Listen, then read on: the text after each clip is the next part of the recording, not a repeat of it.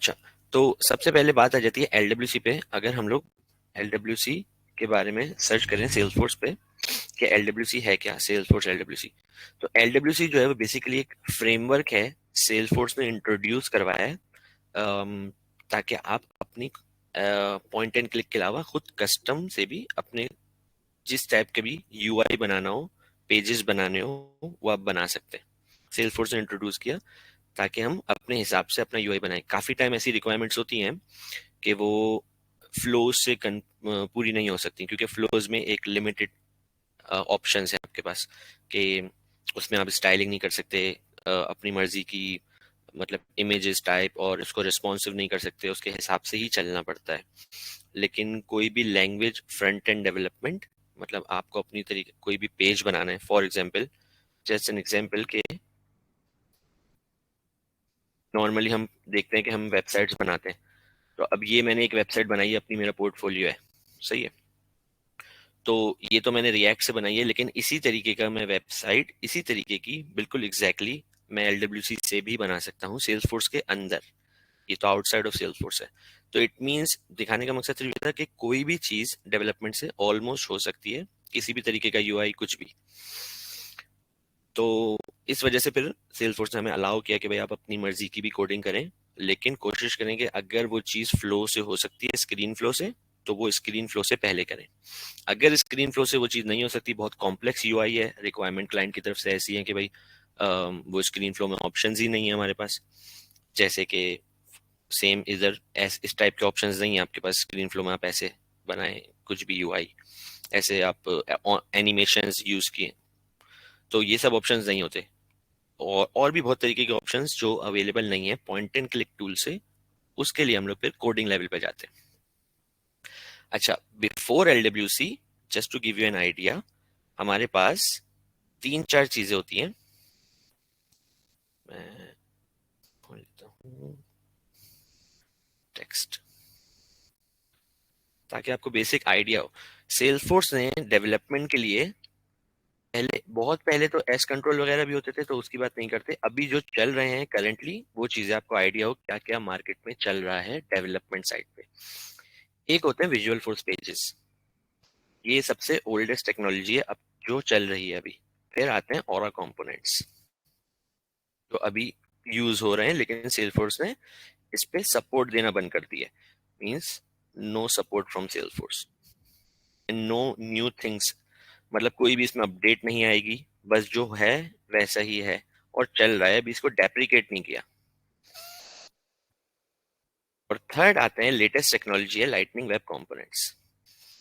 तो ये तो लाइटनिंग वेब कंपोनेंट जो है वो लेटेस्ट टेक्नोलॉजी है, सेल्सफोर्स ने बनाई है। अब उन्हें ऑरा से वो एलडब्ल्यूसी में क्यों आए, क्योंकि ऑरा के अंदर एक फ्रेमवर्क लेयर था, मैं सिर्फ थ्योरी बता रहा हूँ अभी, सिर्फ आइडिया देने के लिए।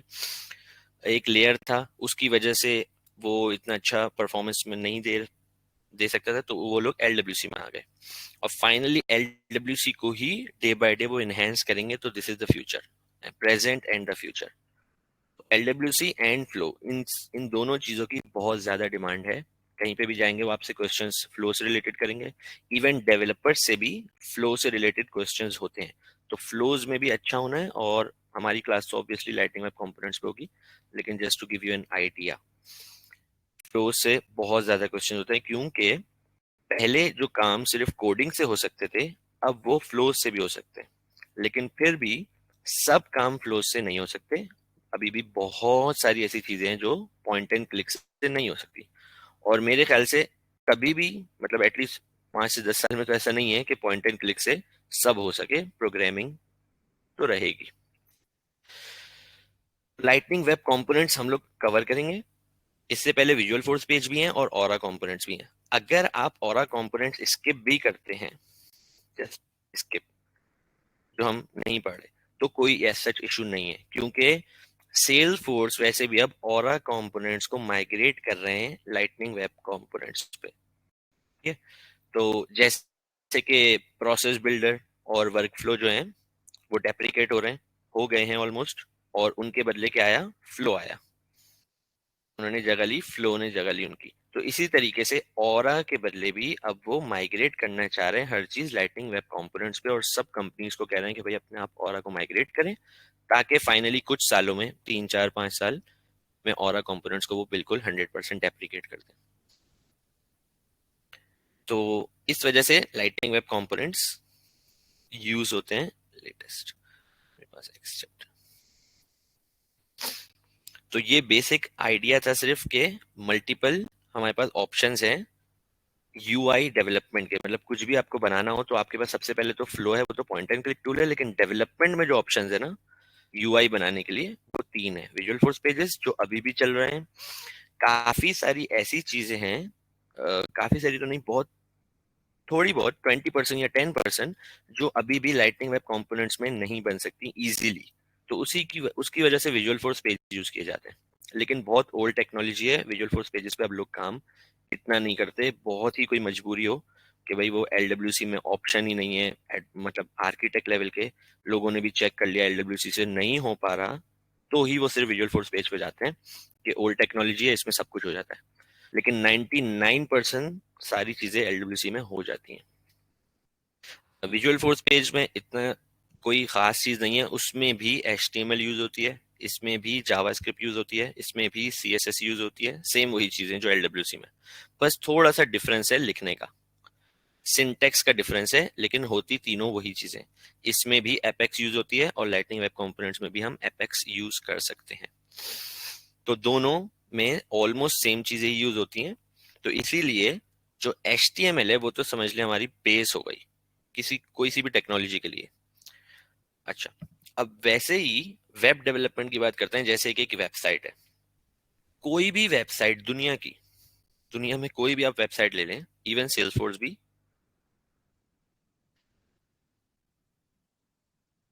हाँ ये मेरी वेबसाइट है, इवन सेल्सफोर्स भी, कोई सी भी वेबसाइट ले, आप जब राइट क्लिक करके इंस्पेक्ट करते हैं तो वो उसके बैक एंड पे HTML ही है। मतलब इन दी एंड जो हमारा ब्राउजर है वो सिर्फ 3 चीजें ही समझता है, HTML, ये HTML, CSS for styling, right side पे CSS होती है स्टाइल्स, और जावास्क्रिप्ट फॉर फंक्शनैलिटी, कि मैं यहाँ यहाँ पे होवर करूँ तो फिर ये हो रहा है, क्लिक करूँ कोई फंक्शनैलिटी हो, इस टाइप की चीजें।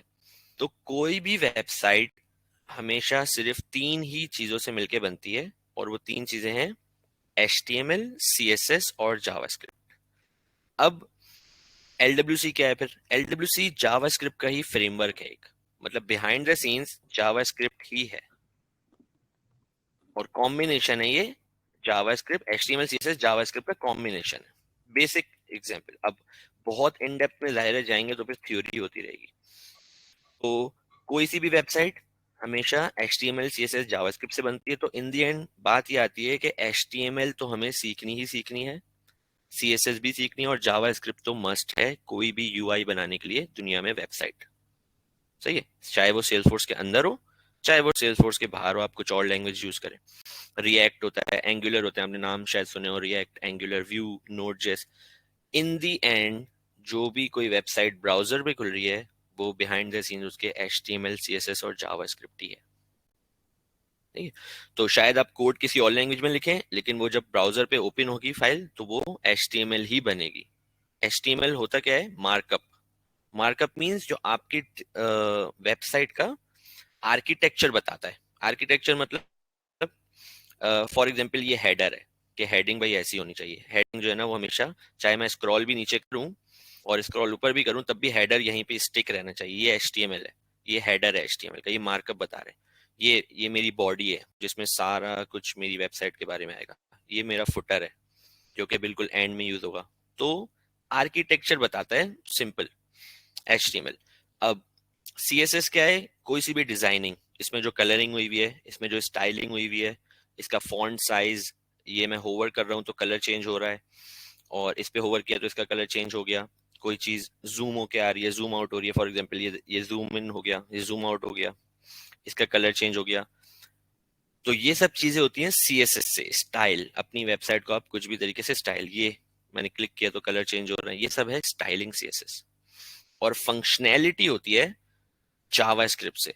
फंक्शनैलिटी मतलब मैं बटन सबमिट करूं तो मुझे यहाँ पे थैंक यू मैसेज लिखा हुआ है, मैं फॉर्म सबमिट करूं तो मेरे पास थैंक यू मैसेज लिखा हुआ है, कोई सी भी फंक्शनलिटी, अलर्ट पॉपअप आता है, किसी भी टाइप की कोई भी फंक्शनैलिटी जावास्क्रिप्ट से होती है। सिर्फ बेसिक आइडिया दे रहा हूँ, 100% समझने की कोई एक्चुअली जरूरत है भी नहीं।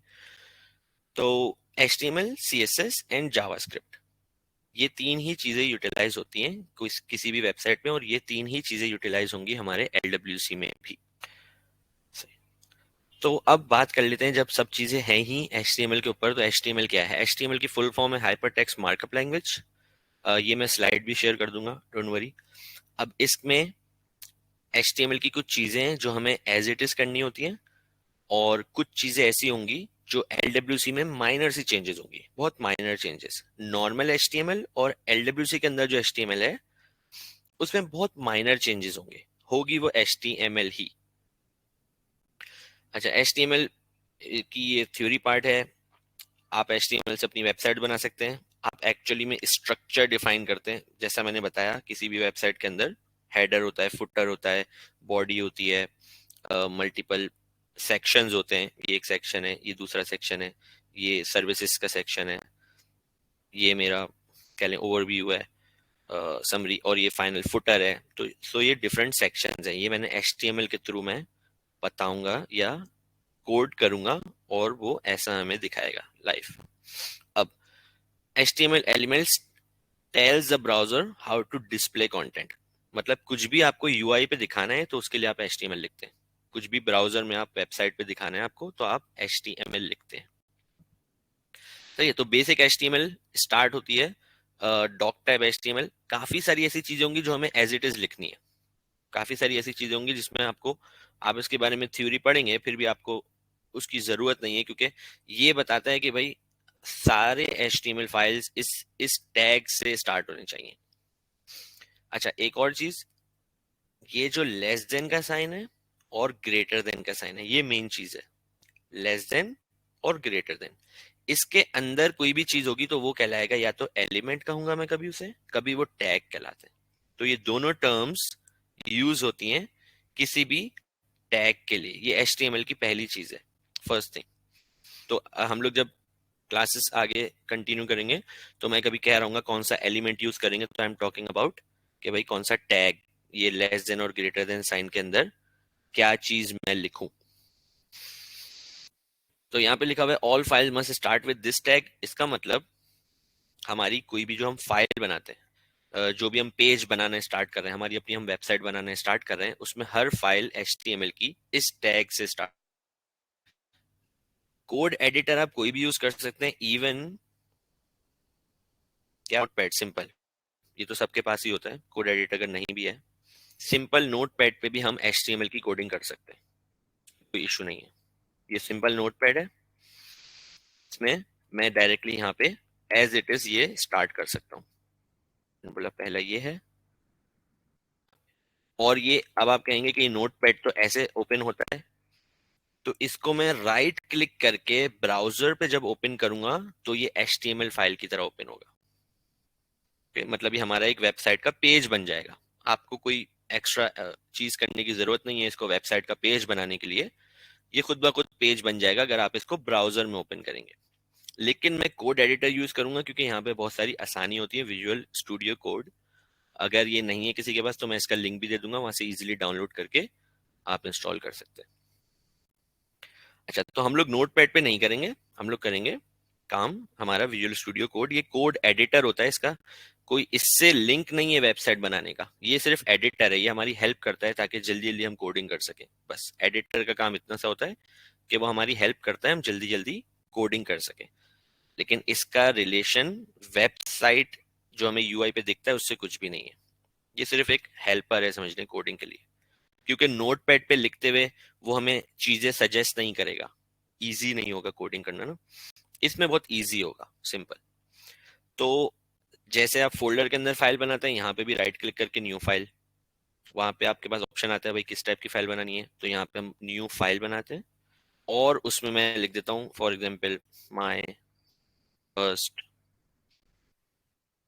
पेज। सही है। अब मेन चीज ये है कि कोड एडिटर में कि अब dot H T M L, ये जो आप डॉट के बाद चीज होती है ये एक्सटेंशन कहलाती है। हर फाइल की एक एक्सटेंशन होती है, हर फाइल की एक एक्सटेंशन होती है। हम लोग H T M L file बना रहे हैं, तो इस वजह से मैंने लिखा dot H T M L. हर फाइल की एक्सटेंशन होती है, इसका मतलब ये जो पीपीटी है इसकी भी एक एक्सटेंशन है पावर पॉइंट की, डॉट पीपीटी। की फाइल होती है डॉक्यूमेंट, उसकी भी एक्सटेंशन होती है डॉट डीओसी।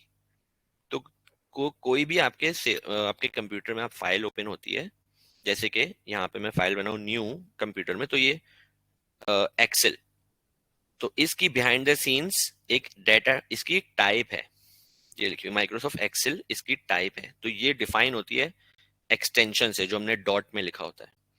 सिमिलरली हमने अभी ये बनाई है फाइल जो मैं फोल्डर में ओपन की है, जो मैंने यहाँ से बनाई, तो इसकी एक्सटेंशन मैंने रखी थी dot H T M L. तो देखें ये खुद ही गूगल क्रोम का स्पेलिंग आ कि ये ओपन होगी अब गूगल पे ऑटोमेटिकली, क्योंकि इसका एक्सटेंशन क्या थी, एट द टॉप देखें dot H T M L. तो कोई भी फाइल बनानी हो तो उसकी एक्सटेंशन डिफाइन करना लाजमी होती है। इसी वजह से हमने एक फाइल बनाई जिसकी एक्सटेंशन रखी dot H T M L. जैसे ही मैंने dot H T M L लिखा, इस एडिटर ने आ रहे हो तो इसने उसका सिंबल दिखा दिया, एच टी एम एल का सिंबल, लेस देन साइन और ग्रेटर देन साइन। तो अब हमने यहाँ पे पढ़ा कि भाई H T M L start होती है तो हमेशा उसके अंदर ये टैग तो लाजमी है। यहाँ पे लिखा हुआ है कि भाई आंखें बंद करके आप बस ये टैग कॉपी करें और पेस्ट कर दें अपनी her H T M L की फाइल में। तो यहाँ पे ऐसे स्टार्ट हो गया एच टी एम एल। जैसे आप टेक्स्ट में कुछ भी लिखते हैं तो यहाँ पे भी आप कुछ भी लिख सकते हैं, तो हमारा पहली चीज होगी एच टी एम एल। और तो यहाँ से ये स्टार्ट हो गया, सही है। by declaring above means this document type file and it will be helped, okay.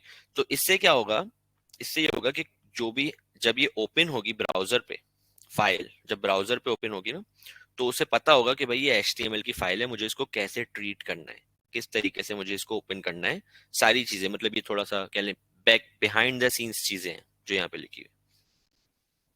अच्छा, मेन चीज एक ही बार ये हर फाइल के अंदर एक ही बार डिफाइन होगा, दो तीन बार नहीं, एक बार हमें सिर्फ लिखना है डॉक टाइप एचटीएमएल टॉप पे। और ये केस सेंसिटिव नहीं है। केस सेंसिटिव नहीं है मींस डी स्मॉल भी हो सकता है, डॉक टाइप पूरा स्मॉल भी है, इधर कैपिटल है, तो दोनों काम करेंगे बिल्कुल परफेक्ट। जरूरी नहीं है कि ये केस सेंसिटिविटी का इशू नहीं है, ये स्मॉल में भी लिख सकते हैं कैपिटल में भी, सिर्फ इस डॉक टाइप की बात करूं। तो हमने ये पहले आके यहाँ पे डॉक टाइप लिख दिया एचटीएमएल ऐसे फाइल के अंदर। फिर आते हैं, अब आते हैं एचटीएमएल के टैग्स में। ये तो होगा स्टार्टिंग पार्ट। हर एचटीएमएल के अंदर हमेशा सिर्फ क्या होंगे, एलिमेंट्स और टैग। एचटीएमएल जो है वो कॉम्बिनेशन है टैग्स का और एचटीएमएल का, ओ एलिमेंट का और टैग्स का, सॉरी।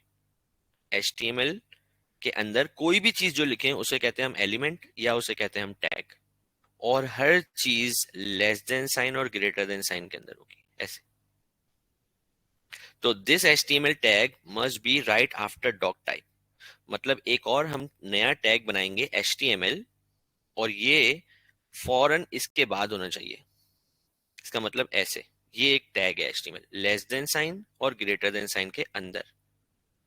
अच्छा, अब बाकी सारी चीजें ना इसके अंदर आएंगी हमेशा, इस एचटीएमएल के टैग के अंदर आएंगी हमेशा, और ये एंड में क्लोज होगा। ये बैक स्लैश एक्स्ट्रा आ रहा है ना, इसका मतलब है कि ये क्लोजिंग टैग है, ये ओपनिंग टैग है। ये HTML का ओपनिंग टैग है, हम कह रहे हैं हमारा पेज जो है यहाँ से स्टार्ट हो रहा है, और हम कह रहे हैं हमारा पेज यहाँ पे एंड हो रहा है, इसके बाद कुछ नहीं होगा, सब कुछ जो भी होगा इसके बीच में होगा। अच्छा, और टैग्स कैसे यूज करते हैं, tags begin with tag name आप लिखते हैं, हमारा टैग नेम क्या HTML है पहला, उसके बाद एंडिंग टैग में सेम नाम लिखते हैं, बस बैक स्लैश स्लैश एडिशन होती है। तो ये टैग स्टार्ट हुआ और टैग एंड हुआ।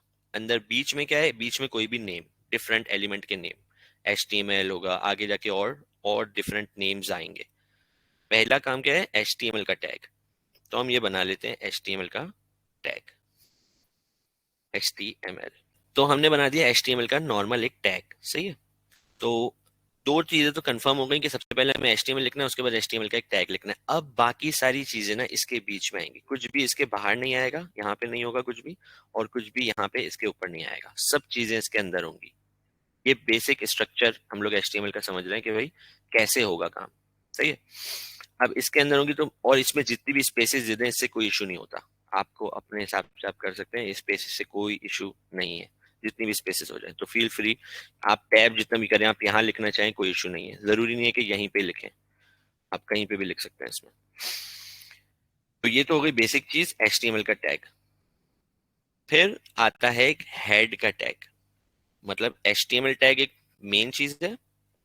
फिर ये वो चीजें हैं जो हर HTML फाइल में आपको ना एज इट इज करनी है, मतलब कभी भी चेंज नहीं होंगी ये। उसके बाद आता है हेड का टैग। हेड का टैग क्यों यूज होता है, उसकी बेसिक ये बताता है मेटा डेटा। अच्छा, मेटा डेटा क्या होता है? डेटा के बारे में, डेटा अबाउट डेटा, तो in simple words extra information.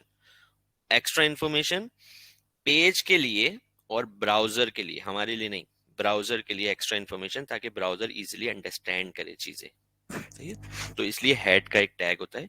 Head का टैग में आप जो भी लिखते हैं वो यूआई पे आपको दिखता नहीं है, ये कुछ भी हेड के टैग में नहीं है। हेड का टैग क्या है? सिर्फ और सिर्फ इस ब्राउजर को, जिस गूगल क्रूम में खुला हुआ है, उसके लिए मोर इन्फॉर्मेशन है कि भाई इसको किस तरीके से दिखाना है और क्या। और वो भी बिल्कुल एज इट इज लेते हैं हम लोग, less than sign, greater than sign, और ये देखें यहाँ स्टार्ट हो रहा है और यहाँ एंड हो रहा है, और जो भी कुछ हमें उसको इन्फॉर्मेशन देनी है वो इसके बीच में हम इन्फॉर्मेशन देंगे। सही है। तो HTML का टैग है मेन, उसके अंदर एक टैग आता है हेड का, HEAD, और वो भी स्टार्ट होता है, स्टार्टिंग टैग और क्लोजिंग टैग। अच्छा, मैंने ये कहा था आपको कि कोड एडिटर में क्यों यूज कर रहा हूँ, देखें इसकी आसानी क्या है कि मैं सिर्फ स्टार्टिंग टैग बना रहा हूँ हेड, और ये एंडिंग टैग मेरे लिए खुद ही बना के दे रहा है। तो ये हेल्पफुल, ये हेल्प कर रहा है मेरी कोड एडिटर, ये विजुअल स्टूडियो कोड जो है ना, ये हेल्पिंग। नॉर्मली आप अगर नोट पैड पे करें तो ये हेल्प नहीं होगी, आपको हर चीज खुद ही टाइप करनी पड़ेगी। तो ये इससे कोडिंग थोड़ी फास्ट हो जाती है, सिंपल।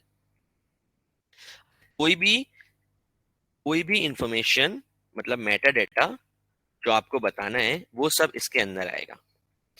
फॉर एग्जाम्पल, अब इसकी बेसिक एग्जाम्पल ले लेते हैं।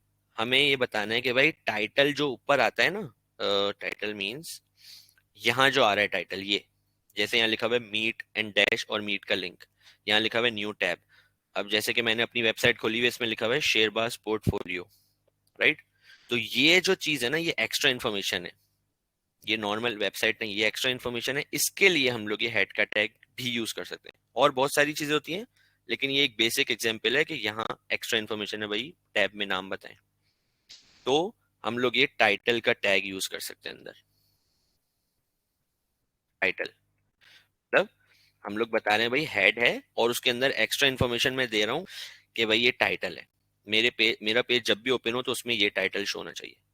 अभी ये मेरा पेज है, मैं इसके फोल्डर में चले जाता हूँ। कहाँ है ये फोल्डर? ये है, देखें, माय फर्स्ट पेज।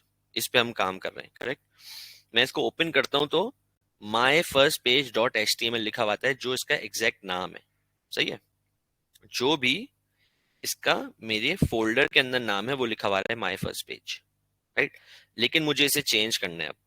मैं चाहता हूँ कि नहीं भाई, ये नहीं लिखा हुआ है, मेरी मर्जी की कोई चीज लिखी हुई है, तो वो मैं हेड के टैग के अंदर एक टाइटल का टैग बनाऊंगा, टाइटल, और उसमें लिखूंगा लर्निंग HTML फॉर एग्जाम्पल। अब क्या होगा, अब मैं सेम पेज अगर ओपन करूंगा तो टाइटल ये दिखेगा। अभी क्या है? My first page. देखें अब चेंज, लर्निंग HTML। अच्छा, एक बात वैसे ही बता दूं कि ये जब हम LWC पढ़ेंगे उसमें हेड का टैग नहीं होगा, पहली बात, क्योंकि ये सब चीजें हमारे हमें LWC ने पहले से बिहाइंड द सीन्स बनाई हुई होंगी।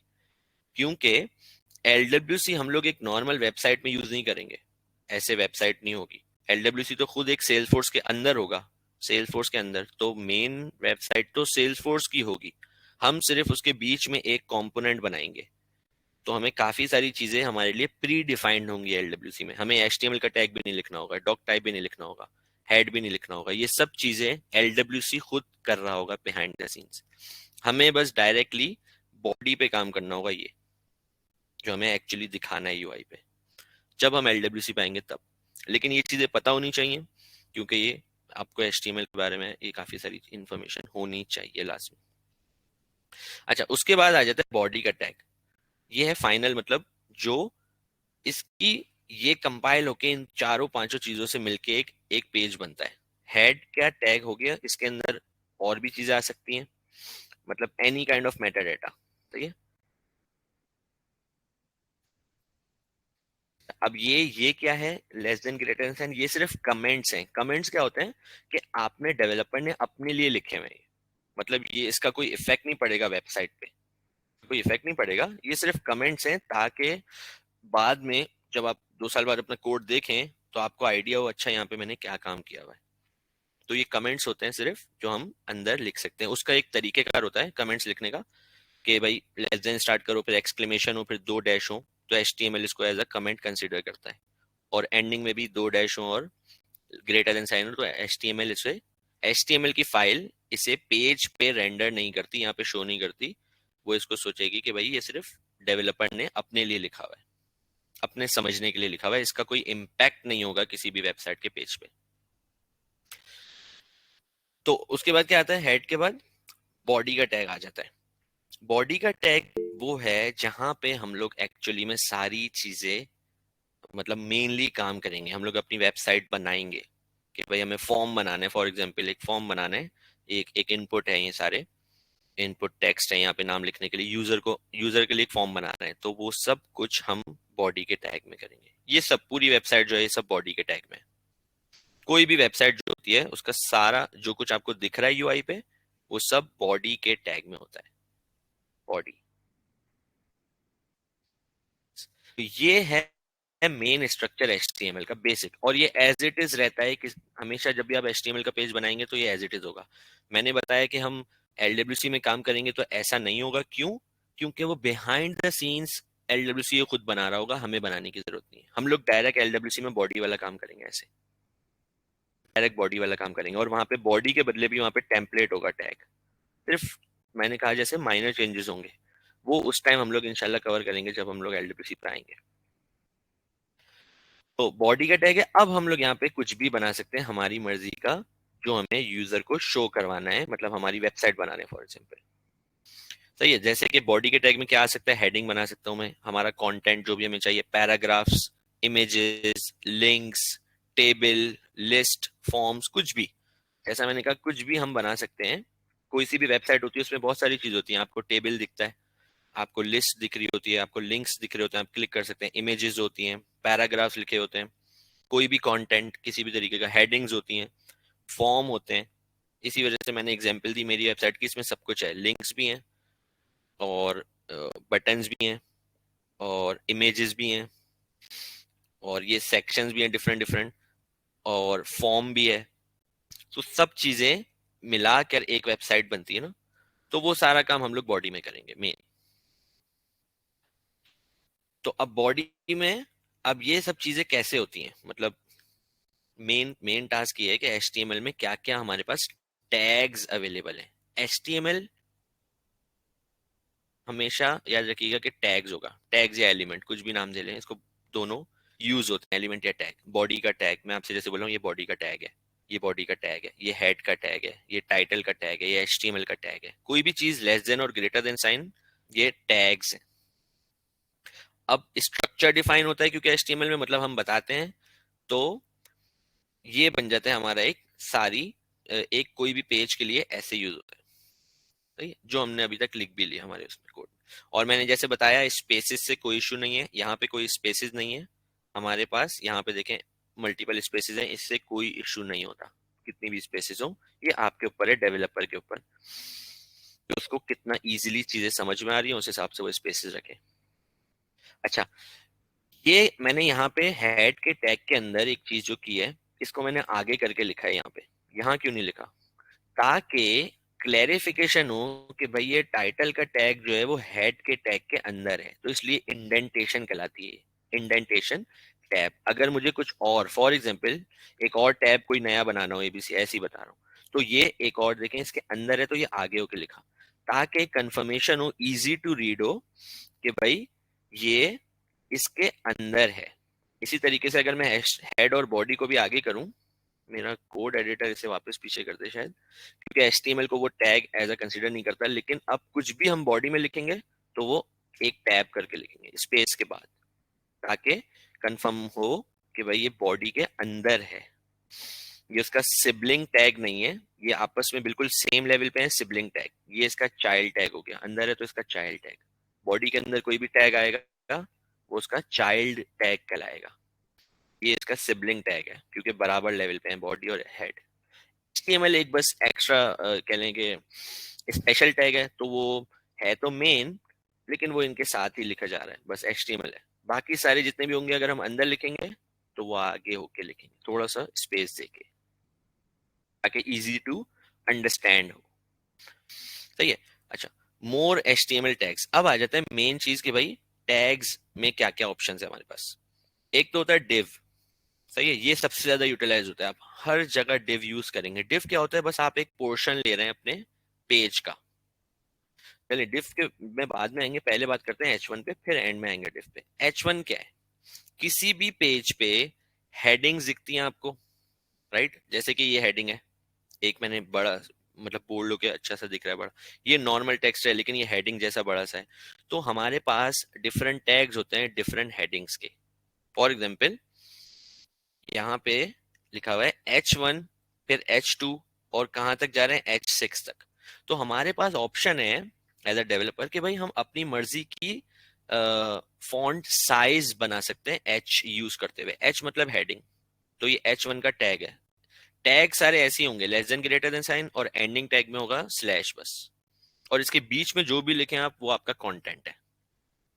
तो सबसे पहले हेडिंग होती है, तो H1, और मैं टैप किया तो ये इन्होंने दोनों बना दिए। मेरा कोड एडिटर हेल्प हेल्प कर रहा है, वरना आप नॉर्मली ऐसे लिखेंगे H1 less than sign greater than sign, और ये लेस देन साइन फिर स्लैश फिर H1, एग्जैक्टली बाकी टैग्स की तरह।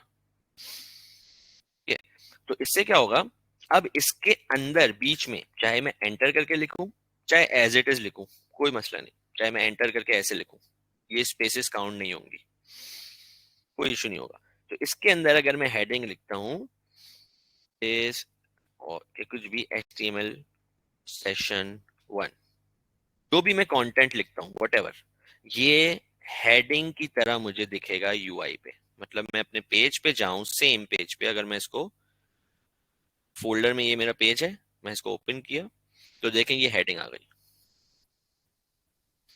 तो इससे क्या हुआ, फाइनली हमने कुछ यूआई पे यूजर को दिखाना शुरू कर दिया आपकी हेडिंग बनाना। इसी तरीके से अगर मैं सेम H1 के बदले H2 ले लूं तो थोड़ी सी हेडिंग छोटी हो जाएगी। H1 के बदले H2, तो स्टार्टिंग टैग भी H2 और एंडिंग टैग भी सेम होना चाहिए H2। सही है। ये मैंने एक एक्सटेंशन इंस्टॉल की हुई है जो मुझे हेल्प कर रही है कि भाई मैं सिर्फ स्टार्टिंग टैग चेंज करूं तो ऑटोमेटिकली एंडिंग टैग भी चेंज हो जाए। नॉर्मली खुद ब खुद नहीं होता चेंज, आपको यहाँ पे भी चेंज करना पड़ेगा और यहाँ जाके भी एंडिंग टैग में भी चेंज करना पड़ेगा। अब मेरे पास दो हेडिंग है, H1 में भी सेम चीज लिखी हुई है, H2 में भी। अब इसको सेव करें Ctrl+S, तो ये सर्कल आ रहा है, मतलब फाइल अभी सेव नहीं हुई। मैंने Ctrl+S तो फाइल सेव हो गई, ये क्रॉस आ गया। अब मैं जाके वही पेज रिफ्रेश करता हूं, अगर यही पेज, तो देखें H1 के अंदर जो है वो मुझे बड़ा दिखा रहा है क्योंकि मेन हेडिंग है। H2 जो है वो थोड़ी सी छोटे उसमें दिखा रहा है। तो ये डिफरेंस है H1 और H2 में। इसी तरीके से हमारे पास H3 भी है, H4 भी, H5 भी है, सबके डिफरेंट साइजेस का फर्क है। सिर्फ जिस तरीके का भी आपको साइज चाहिए हो उस हिसाब से आप अपनी हेडिंग बना सकते हैं। तो ये आपको मल्टीपल ऑप्शंस दे दिए इन्होंने, सेम कंटेंट लिखा हुआ है लेकिन टैग्स डिफरेंट है। H1 है, इधर H2 है, इधर H3 है, H4, H5। सेव। अब मैं पेज पे जाके इसको रिफ्रेश करता हूँ तो आपको 6 डिफरेंट, ये H1 है, ये H2, H3, H4, H5, H6, तो जो आपके लिए सुटेबल है वो आप यूज करेंगे। तो ये बस HTML ने हमें ऑप्शन दे दिए डिफरेंट तरीके की हेडिंग्स के, कि भाई आपको बड़ी हेडिंग चाहिए तो ये यूज करो, छोटी हेडिंग चाहिए तो यूज करो, और छोटी चाहिए तो ये यूज करो। नॉर्मली आप ये दो ही यूज करते हैं क्योंकि उससे ज्यादा छोटे में तो फिर वो नॉर्मल पैराग्राफ आ गया ना, तो हम उसके लिए पैराग्राफ का टैग यूज करते हैं, हेडिंग यूज नहीं करते नॉर्मली। लेकिन हमारे पास ये ऑप्शंस हैं, तो ये मैं इधर लिख लेता हूँ हेडिंग 1 ताकि हमें आइडिया हो कि भाई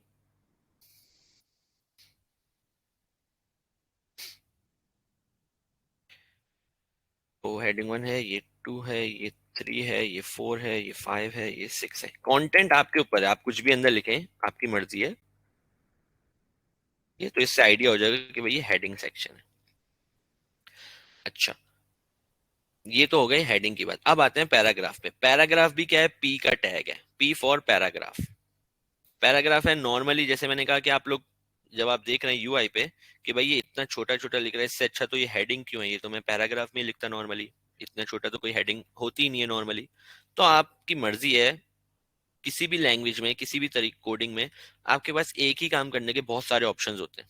ठीक है, तो उन्होंने हमें एक पैराग्राफ का टैग भी दिया हुआ है जिसे कहते हैं पी, पी टैग। तो पी स्टार्टिंग टैग वही, less than, P greater than, फिर अगेन वही एग्जैक्टली सेम स्टार्ट और एंड।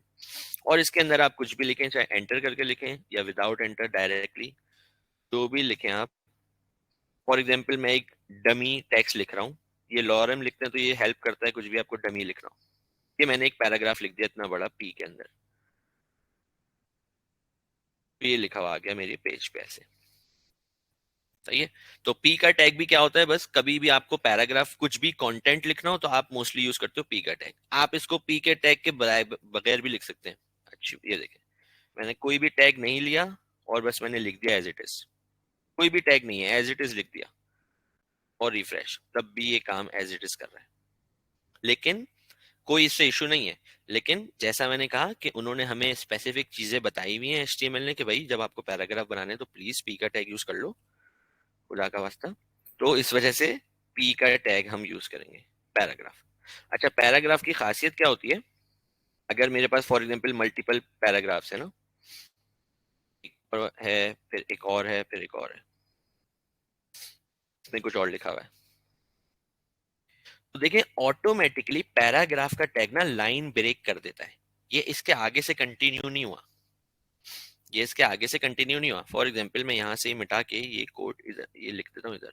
ये कुछ हमने लिखा है अपने बारे में कि भाई हम बहुत अच्छे हैं, और ये हमने लिखा हम तो बहुत ज्यादा ही अच्छे हैं।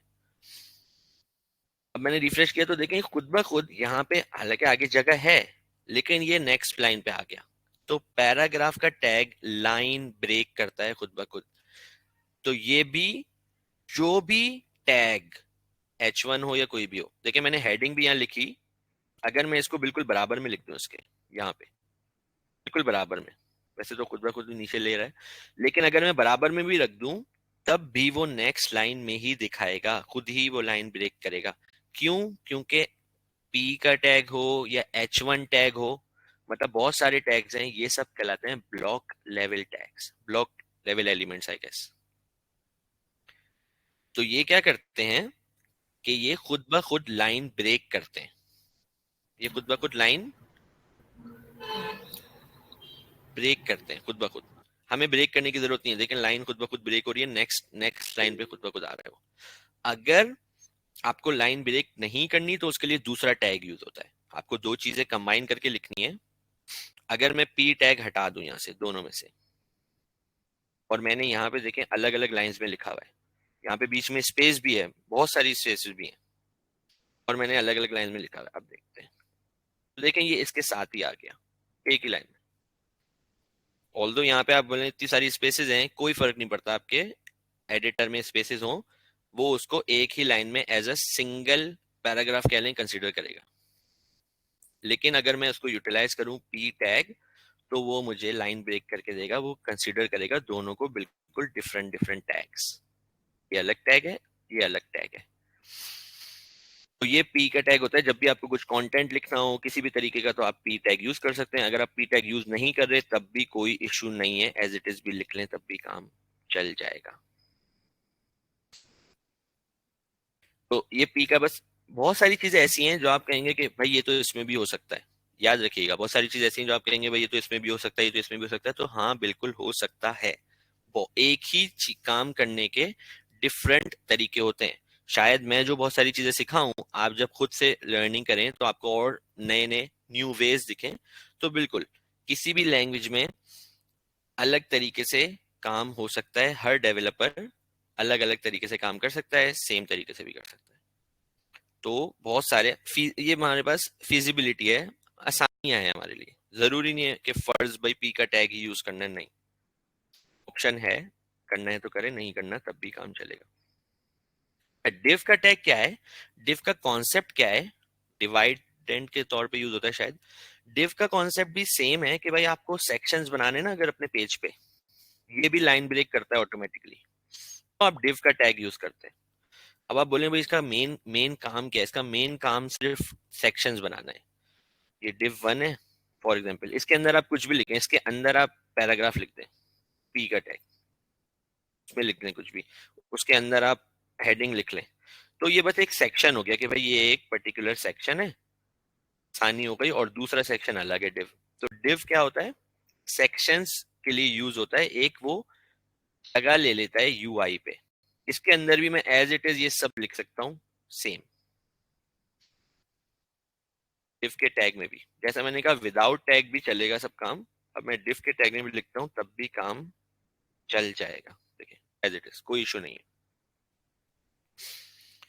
तो डिव का टैग मोस्टली बहुत ज्यादा यूज होगा, एक सेकंड बस, डिव का टैग बहुत ज्यादा यूटिलाइज होगा क्योंकि डिव का टैग किसी पर्टिकुलर चीज के लिए नहीं है, इसमें आप कुछ भी कर सकते हैं। जैसे कि हेडिंग तो पर्टिकुलर उन्होंने बताया भाई H1 यूज करो तो प्लीज हेडिंग ही डालना, फजूल में यूज मत करो। पैराग्राफ यूज करो तो प्लीज कंटेंट यूज करना।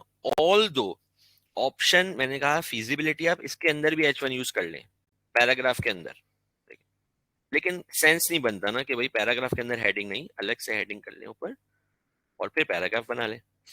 तो डिफरेंट ऑप्शंस हैं और कोई आपके ऊपर रिस्ट्रिक्शन नहीं है कि ये ऐसे ही करना है, रिस्ट्रिक्शन नहीं है।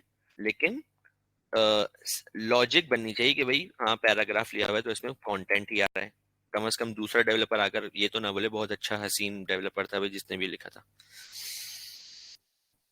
तो इस वजह से ये बस div का टैग एक सेक्शन आता है और बहुत ज्यादा आप div का टैग यूटिलाइज करेंगे, क्योंकि div किस लिए है, बस जनरल एक सेक्शन बनाने के लिए। पैराग्राफ तो चले भाई स्पेसिफिक है ना कि कंटेंट लिखो, हेडिंग तो स्पेसिफिक है कंटेंट, div कुछ भी लिखो भाई, अंदर अंदर पैराग्राफ कर दो, अंदर हेडिंग ले आओ, अंदर फॉर्म बना लो, कुछ भी आपके पास ऑप्शन है।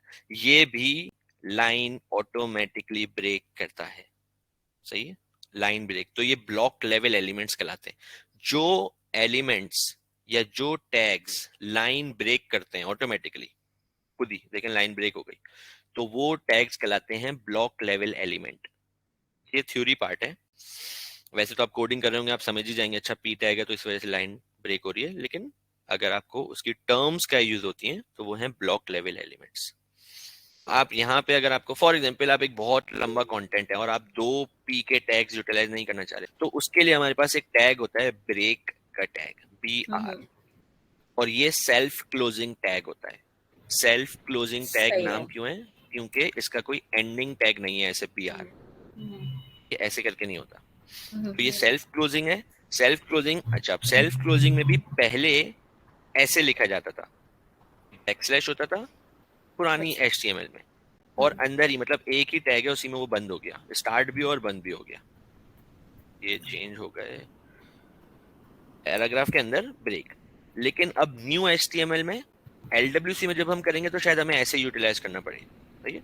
तो आपको दोनों ऑप्शन पता होने चाहिए। लेकिन अब न्यू HTML जब नॉर्मल लिख रहे होते हैं तो उसमें हम ये स्लैश हटा भी दें तब भी काम बिल्कुल सही करेगा, लेकिन इसका कोई एंडिंग टैग नहीं है तो इनका नाम होता है सेल्फ क्लोजिंग टैग। और अब मैं यहाँ जाता हूँ तो ये लाइन ब्रेक हो गई, सही है। तो ये पी का टैग है और डिव का टैग यूटिलाइज होता है कुछ भी आपको करना हो, कोई भी चीज इसके अंदर आ सकती है, बहुत सारे सेक्शन, वो हम लोग लेटर ऑन जाकर जब हम काम करेंगे ना तो आपको और आइडिया होगा डिव एक्चुअली है क्या। डिव कुछ भी नहीं है, बस एक जगह ले लेता है पेज पे और उसके अंदर कुछ भी हम करना चाहें वो करते हैं, डिफरेंट डिफरेंट सेक्शंस बनाकर। तो डिव के टैग की कोई एज सच एक्स्ट्रा मतलब स्पेशल किसी चीज के लिए नहीं है डिव का टैग, लेकिन सबसे ज्यादा डिव का टैग ही यूज होगा क्योंकि इसके अंदर आपकी मर्जी है, आप कुछ भी करें, स्पेसिफिक किसी चीज के लिए नहीं है डिव का टैग। अच्छा, ये सारे हैं ब्लॉक लेवल एलिमेंट्स, ऐसा मैंने कहा दे विल ब्रेक लाइन। तो आपको और इन्फॉर्मेशन चाहिए तो यहाँ पे आपको मैं ये स्लाइड दे दूंगा, आप ये वाला टैग यूज करें, इतने सारे ऐसे टैग हैं जो आप कभी यूज ही नहीं करेंगे। एड्रेस का टैग आप मैंने अपनी लाइफ में यूज नहीं किया, और मैंने बहुत सारे डेवलपर्स का कोड देखा किसी ने भी यूज नहीं किया हुआ, क्योंकि बहुत सारी चीजें ऐसी होती हैं जिनका कोई काम नहीं है, हम वो ही काम डिव में कर सकते हैं, वही काम हम सारा डिव में कर रहे होते हैं। तो इसी वजह से मैंने कहा 90% ऑफ टाइम आप लोग डिव का टैग यूज कर रहे होंगे। ये सब टैग्स एक्स्ट्रा हैं, इसके बारे में इंफॉर्मेशन चाहिए तो मैं लिंक भी दूंगा बिल्कुल। W3 स्कूल बेस्ट वेबसाइट है, मैं लिंक दे दूंगा। W3 स्कूल बेस्ट वेबसाइट है फॉर HTML CSS। जावास्क्रिप्ट के लिए भी सही है, लेकिन W3 स्कूल HTML ट्यूटोरियल, यहाँ पे आपको सारे टैग्स मिल जाएंगे और सारी इंफॉर्मेशन भी मिल जाएगी, और यहाँ पे ट्राई भी कर सकते हैं, ट्राई योरसेल्फ।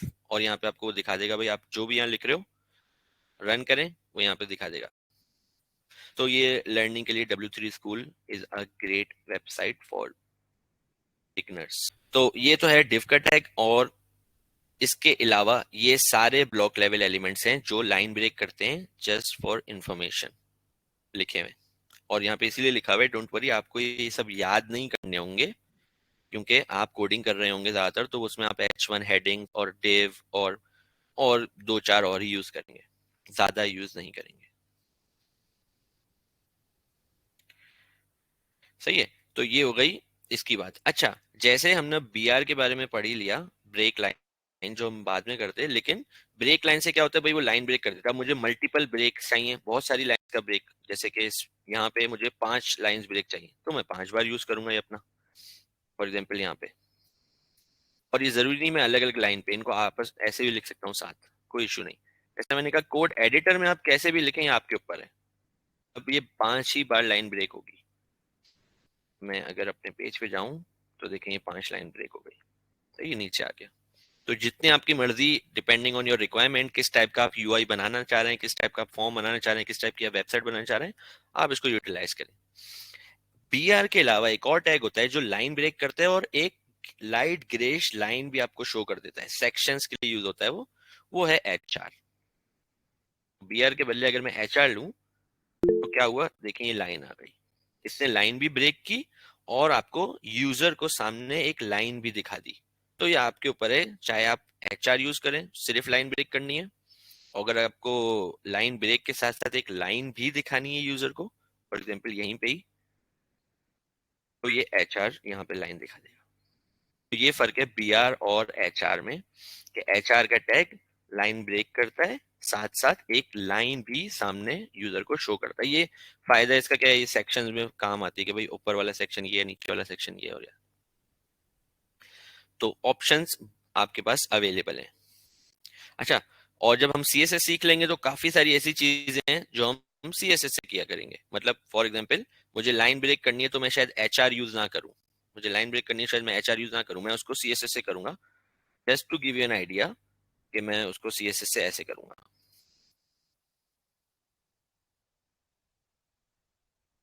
तो आप बोलेंगे भाई डिव यूज कर रहे हो, आपने तो कहा था डिव तो कंटेंट के लिए यूज होता है। मैंने कहा जैसे डिव किसी के लिए भी यूज हो सकता है, तो मैंने डिव यूज किया एक लाइन सामने UI पे शो करने के लिए, ब्लैक लाइन आ गई। सही है। लेकिन हर चीज के अपने अपने फायदे होते हैं। जैसे कि HR का क्या फायदा है भाई, अभी देखें हल्की सी स्पेसिंग कम हो गई नीचे वाले में, हल्की सी स्पेसिंग कम हो गई। अगर मैं HR यूज करूंगा तो वो ऑटोमेटिकली माइनर सी स्पेसिंग, इसकी अपनी प्री डिफाइंड स्पेसिंग है, प्री डिफाइंड, वो आएगी। तो ये माइनर सी, और लाइट ग्रे भी हो गया। तो ये डिफरेंट डिफरेंट आपके पास ऑप्शंस होते हैं, एक ही काम अलग अलग तरीकों से किया जा सकता है। अच्छा, ये सारे ब्लॉक लेवल एलिमेंट्स हैं, जैसा मैंने कहा आपको सब याद करने की जरूरत नहीं है, ये सिर्फ एक्स्ट्रा इन्फॉर्मेशन के लिए है, लेकिन आप लोग बहुत ही कुछ ही यूटिलाइज करेंगे इनमें से।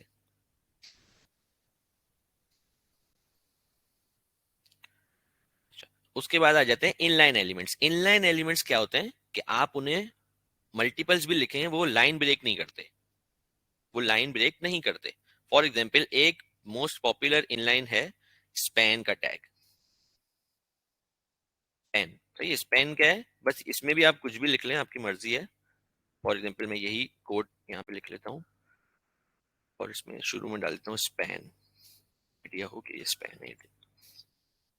और यहाँ पे मैं HR लिख देता हूँ, ताकि मुझे कंफर्म हो कि भाई ये स्पैन यहाँ पे शुरू हो गया। अगर अब मैं यूआई पे जाता हूँ, मैंने स्पैन लिया डिफ के बदले, तो ये स्पैन शुरू हो गया, सही है। तो ये नॉर्मली दिखा रहे हैं, नेक्स्ट लाइन पे क्यों आ रहा है, क्योंकि हमने ऊपर एच आर लिया। अब मैं इस स्पैन के साथ चाह रहा हूँ एक एक और पैराग्राफ सामने ही, मतलब कुछ भी, तो मैं एक और स्पैन लूंगा, अनदर स्पैन। ये सिर्फ हमारे लिए लिख रहा हूँ ताकि हमें समझ में आए। तो ये इसके आगे से स्टार्ट होगा यहाँ से, ऑल्दो देखें बहुत सारी स्पेसेस है, मैंने कहा इससे फर्क नहीं पड़ता, क्यों स्पैन जो है वो इनलाइन एलिमेंट है, लाइन ब्रेक नहीं करता ऑटोमेटिकली। देखें इसके आगे से स्टार्ट हुआ, वो नेक्स्ट लाइन से स्टार्ट नहीं हुआ। तो ये फायदा है स्पैन यूज करने का, अगर आपको दो डिफरेंट तरीके के हैं। फॉर एग्जाम्पल जस्ट आइडिया, आप बोले भाई ये सब क्यों कर रहे हैं हम, अगर कोई एग्जाम्पल दें, आप ये डायरेक्टली इसके अंदर ही क्यों नहीं लिख लेते, आप ये एक ही स्पैन के अंदर क्यों नहीं लिख रहे। तो एक बेसिक एग्जाम्पल ये है कि भाई आपको ये वाला जो स्पैन है, इसके अंदर आपको डिफरेंट कलर चाहिए और इसके अंदर आपको डिफरेंट कलर चाहिए। अगर मैं दोनों को एक साथ लिख दूंगा और उसमें कलर करूंगा तो पूरा एक ही कलर हो जाएगा। बेसिक एग्जांपल, मैं इस स्पेन को अलग स्टाइल कर सकता हूँ और इस स्पेन को अलग स्टाइल कर सकता हूँ। ये सीएसएस है, लेकिन सिर्फ आइडिया दे रहा हूँ कि ये एक एग्जाम्पल, ताकि लाइन एक ही हो लेकिन कलर डिफरेंट है।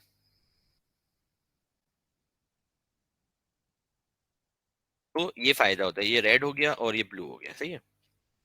तो ये फायदे होते हैं स्पेन के, डिफरेंट डिफरेंट डिफरेंट ऑप्शंस होते हैं आपके पास। अगर मैं इसको पूरे को एक में ही ले लूं तो फिर मेरे पास ऑप्शन नहीं है कि मैं आधे को रेड करूं और आधे को ब्लू करूं। इस वजह से स्पेन यूज कर रहा हूं, ताकि यूआई पे वो दिखेगा एक ही लाइन, लेकिन पीछे डेवलपर को पता है कि उसने दो अलग अलग स्पेन लिए हुए हैं और एक को उसने कलर रेड किया है, एक को ब्लू किया है। और सब कुछ किसी भी वेबसाइट का आपको पता करना है भाई क्या हो रहा है, तो इंस्पेक्ट में जाएं, राइट क्लिक करके आपको पूरा आपका कोड यहाँ दिख जाएगा। हर वेबसाइट पे नहीं दिखेगा, थोड़ी रिस्ट्रिक्शंस होती हैं, लेकिन मोस्ट वेबसाइट से ज्यादातर दिख जाएगा। ये आपका पी टैग है जो हमने लिखा है, ये रहा पी टैग, ये डिव आ गया, ये आपके स्पैन, अभी ये लिखा हुआ है कलर रेड, ये लिखा हुआ कलर ब्लू। मैं इस पे क्लिक करता हूँ तो ये राइट साइड पे मुझे स्टाइलिंग बताता है, इस पे क्या क्या आपने स्टाइल किया हुआ है। मैंने इसमें सीएसएस लगाई है कलर रेड की। फॉर टेस्टिंग पर्पज मैं यहाँ से भी चेंज करूँ, वो एक्चुअली में आपका कोड चेंज नहीं करेगा, सिर्फ इस वक्त के लिए चेंज करेगा वो जब आपने खोला हुआ है, ताकि आप टेस्टिंग कर सके। फॉर एग्जाम्पल मैं बैकग्राउंड कलर इसका चेंज कर दूं यहाँ से,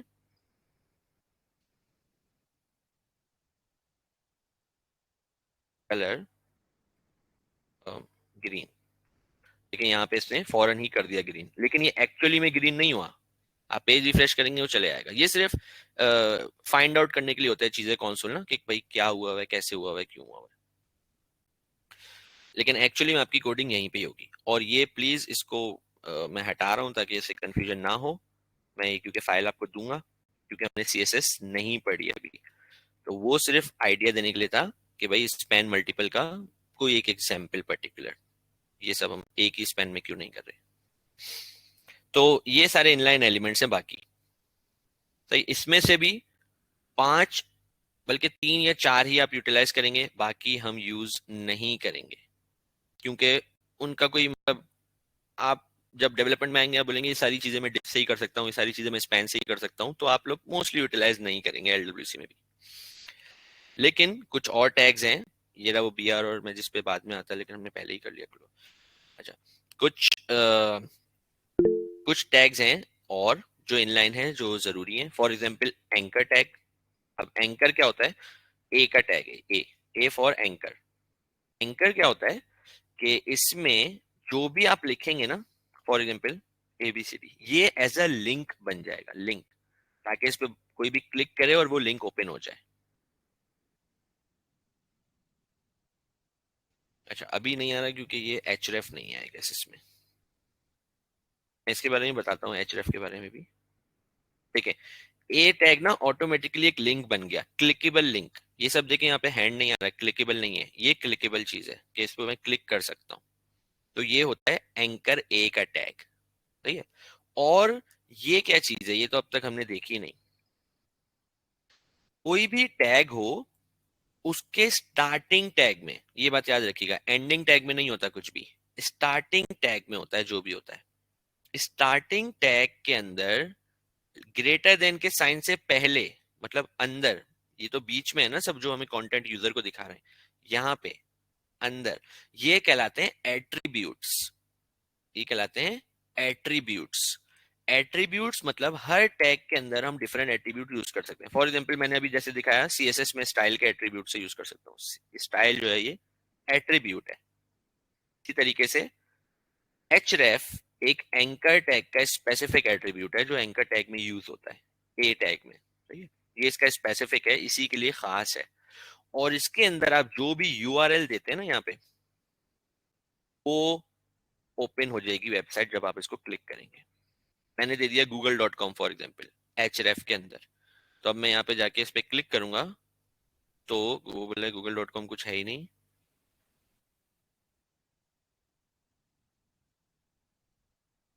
तो ये google.com ओपन हो गया। तो हमारे ऊपर होता है ये, हमने कोई सा भी लिंक दिया, जैसे मैंने अपनी वेबसाइट पे यहाँ पे लिंक्स दिए हुए होंगे। ये बेसिकली ये भी लिंक्स हैं, मैंने इनको स्टाइल ऐसा कर दिया। लेकिन आप यहाँ नीचे देखेंगे ना, यहाँ पे लिंक लिखा हुआ है, जब मैं इस पे होवर कर रहा हूँ नीचे देखें लिखा हुआ है www.udemy.com। यहाँ पे मैं इस पे होवर करता हूँ youtube.com। सो पीछे इनके एंकर टैग ही यूज किया हुआ है मैंने, लेकिन सामने बस इमेज लगा दी उस पे।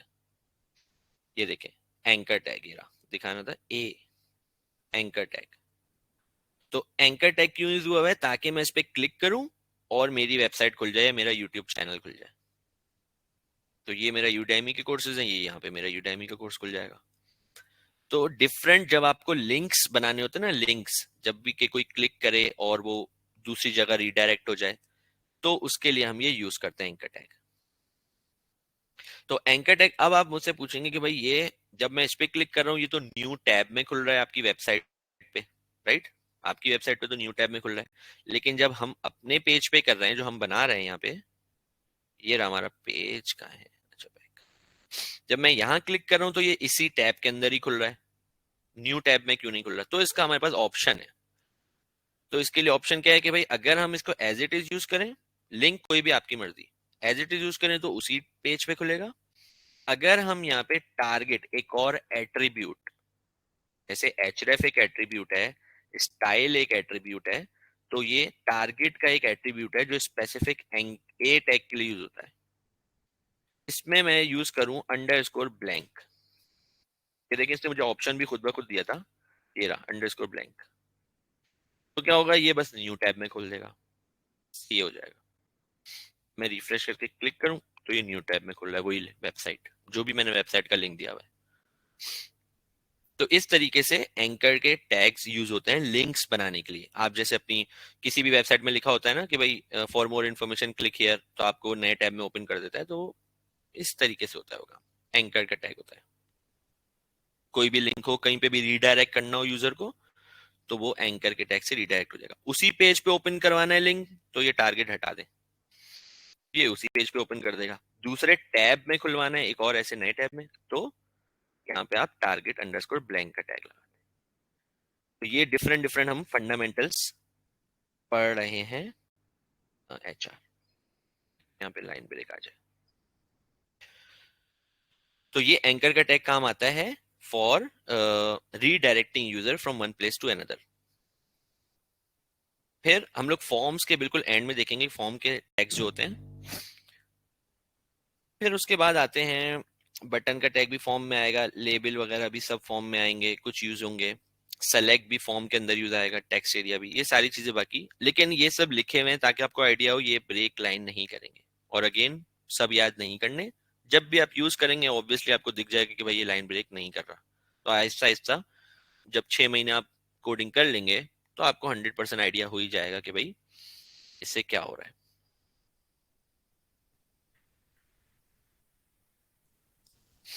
तो ये एंकर का टैग था फॉर, ये हम लोग फंडामेंटल्स पढ़ रहे हैं एचटीएमएल में क्या क्या चीजें किस किस तरीके से बनती हैं।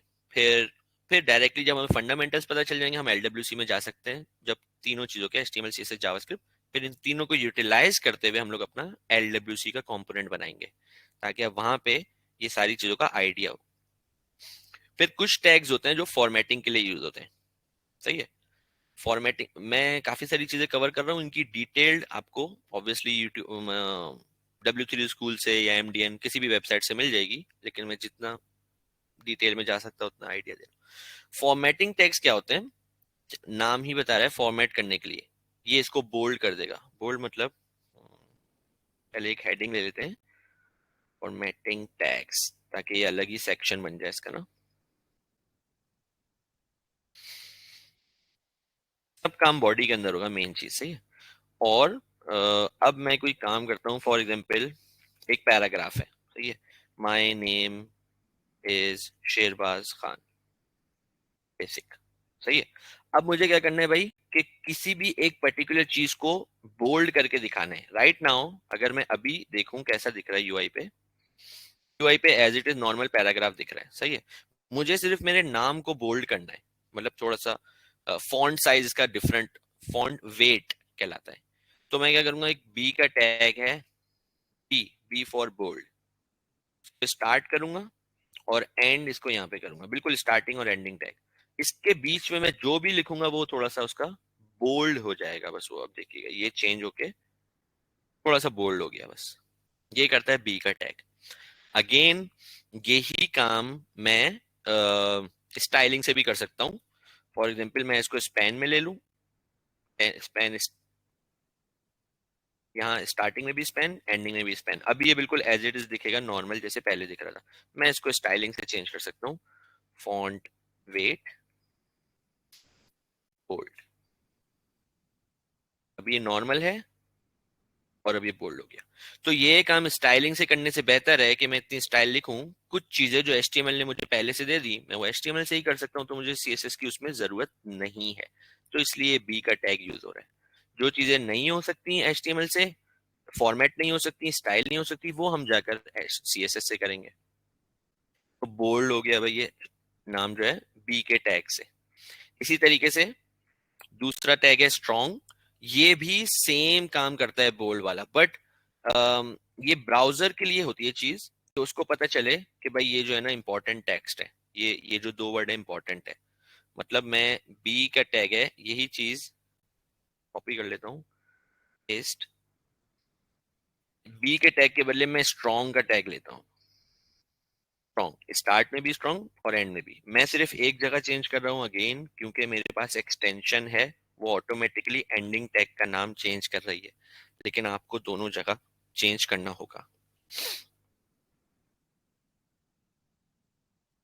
लेकिन सेम दिख रहा है, कोई फर्क नहीं है। बस फर्क क्या है कि हमारे पास दो ऑप्शन है, बोल्ड से कर ले हम स्ट्रॉन्ग से कर ले। बोल्ड का मतलब होता है सिंपली बोल्ड, स्ट्रॉन्ग उन्होंने इसलिए दिया हुआ है कि भाई जो हमारा ब्राउजर है वो इसको समझेगा कि हाँ भाई ये बहुत स्ट्रॉन्ग टेक्स्ट है, ये इंपॉर्टेंट टेक्स्ट है। वही एक ही बात, मैंने कभी भी स्ट्रॉन्ग यूज नहीं किया अपनी लाइफ में, हमेशा बोल्ड यूज किया है।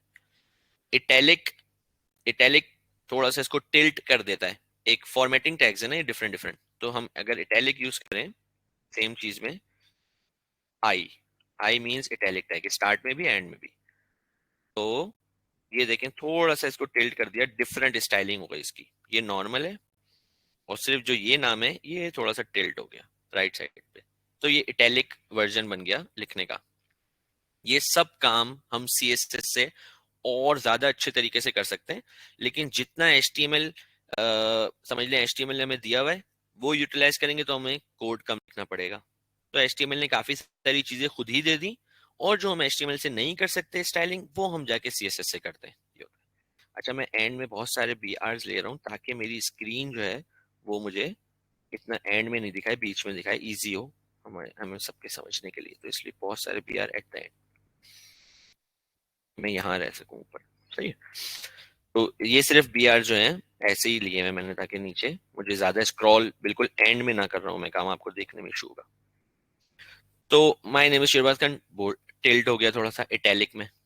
सेम यही चीज इधर में यहाँ पे आ जाते हैं, एम्फेसाइज है, अब एम्फेसाइज को देखते हैं ये क्या करता है, ईएम, एम्फेसाइज्ड, किसी भी चीज को एम्फेसाइज करना है, सेम काम कर रहा है लेकिन बस ये एक और तरीका है कि भाई इटैलिक इस तरीके से भी कर सकते हो, एम्फेसाइज मतलब इस चीज को मैं बहुत ज्यादा एम्फेसाइज कर रहा हूँ, इस पे बहुत ज्यादा फोकस कर रहे हैं। तो मल्टीपल वेज मैंने बी यूज किया और आई यूज किया, मैं ना ईएम मैंने कभी यूज किया और ना मैंने कभी स्ट्रॉन्ग यूज किया, क्योंकि हमारे पास दोनों ऑप्शन है। अच्छा मार्क का टैग क्या होता है, मार्क का टैग भी मैंने कभी भी यूज नहीं किया, नहीं, मार्क में बस वो उसको मार्क्ड हो गया, वो खुद ब खुद उसने कलर ऐसा कर दिया येलो। कि भाई ये मार्क्ड है। तो बहुत सारी चीजें ऐसी हैं जो HTML ने खुद ही दे दी है, मार्क्ड हुआ हुआ है, ये मतलब ये वाला टेक्स्ट मार्क्ड है। आपको कोई चीज मार्क करनी है, आप उसके लिए मार्क यूज कर सकते हैं। स्मॉल के लिए क्या है कि वो वाला टेक्स्ट स्मॉल हो जाएगा। मार्क के बदले अगर मैं ये चीज स्मॉल ले लूं, अब देखें स्मॉल में वो स्मॉल हो गया, वो मतलब उसने फॉन्ट साइज चेंज कर दिया। सेम बात कि मैं फॉन्ट साइज स्टाइलिंग से भी चेंज कर सकता हूँ, CSS से भी, और इस तरीके से भी हेडिंग से भी चेंज कर सकता हूँ। एक ही तरीके के मल्टीपल वेज, एक ही काम के मल्टीपल वेज। तो स्मॉल और ये मार्क ये सब इतने यूटिलाइज नहीं होते। स्ट्रॉन्ग, ईम, मोस्ट ऑफ द टाइम आप बी और आई यूज करेंगे, वो भी ज्यादातर हम CSS से कर लेते हैं इजीली, क्योंकि जब आप CSS जब आपको आ जाती है तो आप उस पर बहुत कंफर्टेबल हो जाते हैं कि भाई CSS से करते हैं। डिलीट कभी कभी आपको यूजर को ऐसा, वो आपने वेबसाइट्स पे देखा होगा कि अमाउंट लिखा होता है मेरे ख्याल में कट होके, कि ये अमाउंट नहीं है वो अमाउंट है, मुझे भी श्योर नहीं है, डिलीट वही काम है या दूसरा था। EEL, ये देखें अमाउंट कट हुई। फॉर एग्जाम्पल की बेसिक एग्जाम्पल होती है कि एक अमाउंट आपको कभी कभी दिखते हैं वेबसाइट्स पे जाते हैं कि भाई अमाउंट कट हुई हुई है और न्यू अमाउंट ये लिखी हुई है, ये भाई डिस्काउंट आया हुआ है 40-50%, तो ऐसे करके उस वाले टेक्स्ट को डिलीट कर देते हैं और न्यू अमाउंट को दिखा देते हैं। फॉर एग्जाम्पल $100 को वो डिलीट कर देंगे आप जब वेबसाइट ई-कॉमर्स बना रहे हैं, और उसी के आगे आप लिखेंगे भाई अब ये $50 का हो गया। वो डिलीट का टैग यूज होता है ऐसे कि 100 को कट करके अब ये अमाउंट जो है new amount is $50। Just an example, किसी भी तरीके के लिए यूज हो सकता है, लेकिन काम क्या है कि वो उसे कट कर देता है। यू अंडरलाइन, किसी भी चीज को आपको अंडरलाइन करना हो, यहाँ पे अंडरलाइन में दिखाना हो, नीचे लाइन आनी चाहिए, आप यू का टैग यूज करते हैं उसके लिए। यू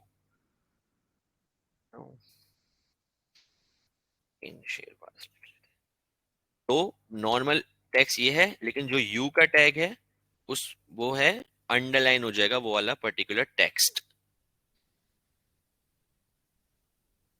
ये अंडरलाइन हो गया। यही काम हम CSS से भी कर सकते हैं। अगेन कोई सी भी स्टाइलिंग CSS से हम कर सकते हैं, लेकिन जो हमें HTML ने पहले से दे दी है स्टाइलिंग, तो हम वो यूज कर लेते हैं ताकि हमारा कोड कम हो। अच्छा, INS इंसर्टेड टेक्स्ट, ये सब भी कम ही यूटिलाइज होते हैं, लेकिन फॉर्मेटिंग टैग्स यूज कर ही रहे हैं तो लिख लेते हैं। INS inserted text almost same है अंडरलाइन के, कि भाई ये इंसर्ट हुआ है टेक्स्ट। अगेन इंसर्ट मैंने कभी यूज नहीं किया, मैं नॉर्मली यही यूज करता हूँ। और इवन आप वेबसाइट्स पे जाएंगे, आप इंस्पेक्ट करके देखेंगे अंडरलाइन वाले में ज्यादातर यू ही यूज हुआ होगा, या तो वो स्टाइलिंग CSS से यूज हुआ होगा। तो एक ही काम करने के मल्टीपल वेज अगेन। अच्छा, ये काम आते हैं सब स्क्रिप्ट और सुपर स्क्रिप्ट। जैसे कि आप केमिकल फॉर्मूला वगैरह लिख रहे होते हैं, H2O और ये सब, तो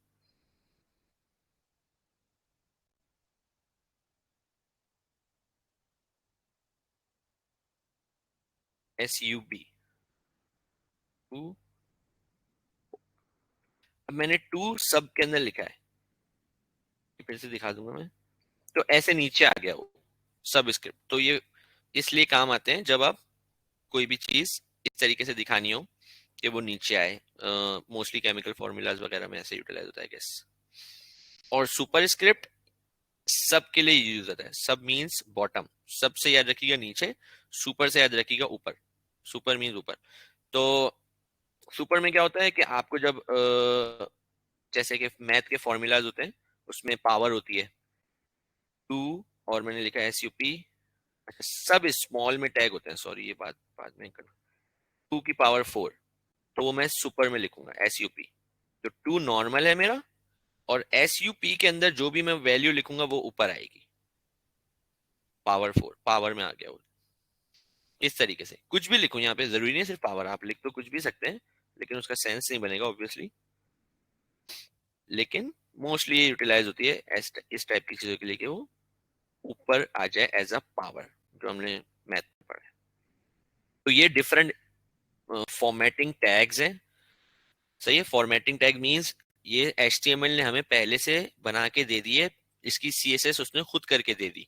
अब इसके अलावा आपको और भी बहुत तरीके की सीएसएस होती है कि आपको इसके बीच में स्पेसिंग चाहिए, SHER बिल्कुल मिला मिला के लिखा हुआ है, माइनर माइनर सी स्पेसिंग है वो, तो वो बहुत सारे ऑप्शंस, सब कुछ आप सीएसएस से कर सकते हैं।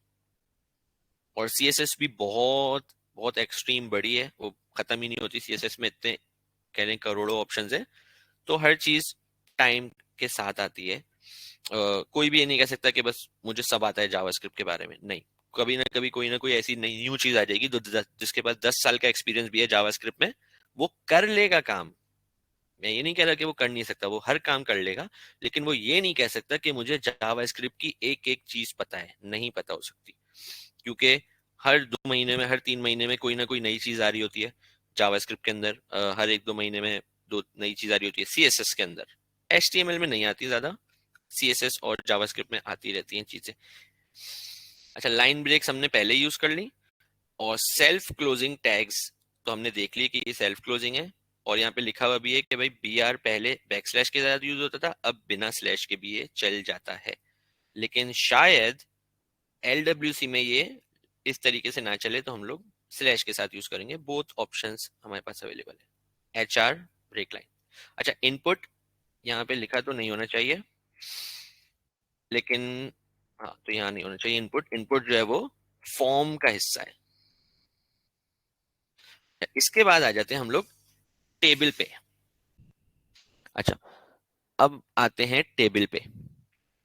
टेबल जैसा कि आपको पता है, लिस्ट व्यूज आप देखते हैं सेल्सफोर्स के अंदर, या किसी भी वेबसाइट में आप टेबल फॉर्मेट में चीजें देखते हैं कि भाई वो टेबल बना हुआ है, एक हेडिंग आ रही है और कॉलम्स आ रहे हैं और रॉज आ रही हैं। तो उसके लिए हमारे पास एक टेबल का टैग होता है। ये उसका फॉर्मेट क्या है? सबसे पहले टेबल का टैग होता है, उसके बाद टी हेड का टैग होता है, TR TH, यहाँ पे लिखते हैं और फिर एक्सप्लोर करते हैं। तो टेबल का, इसकी मैं हेडिंग लिख लेता हूँ, टेबल,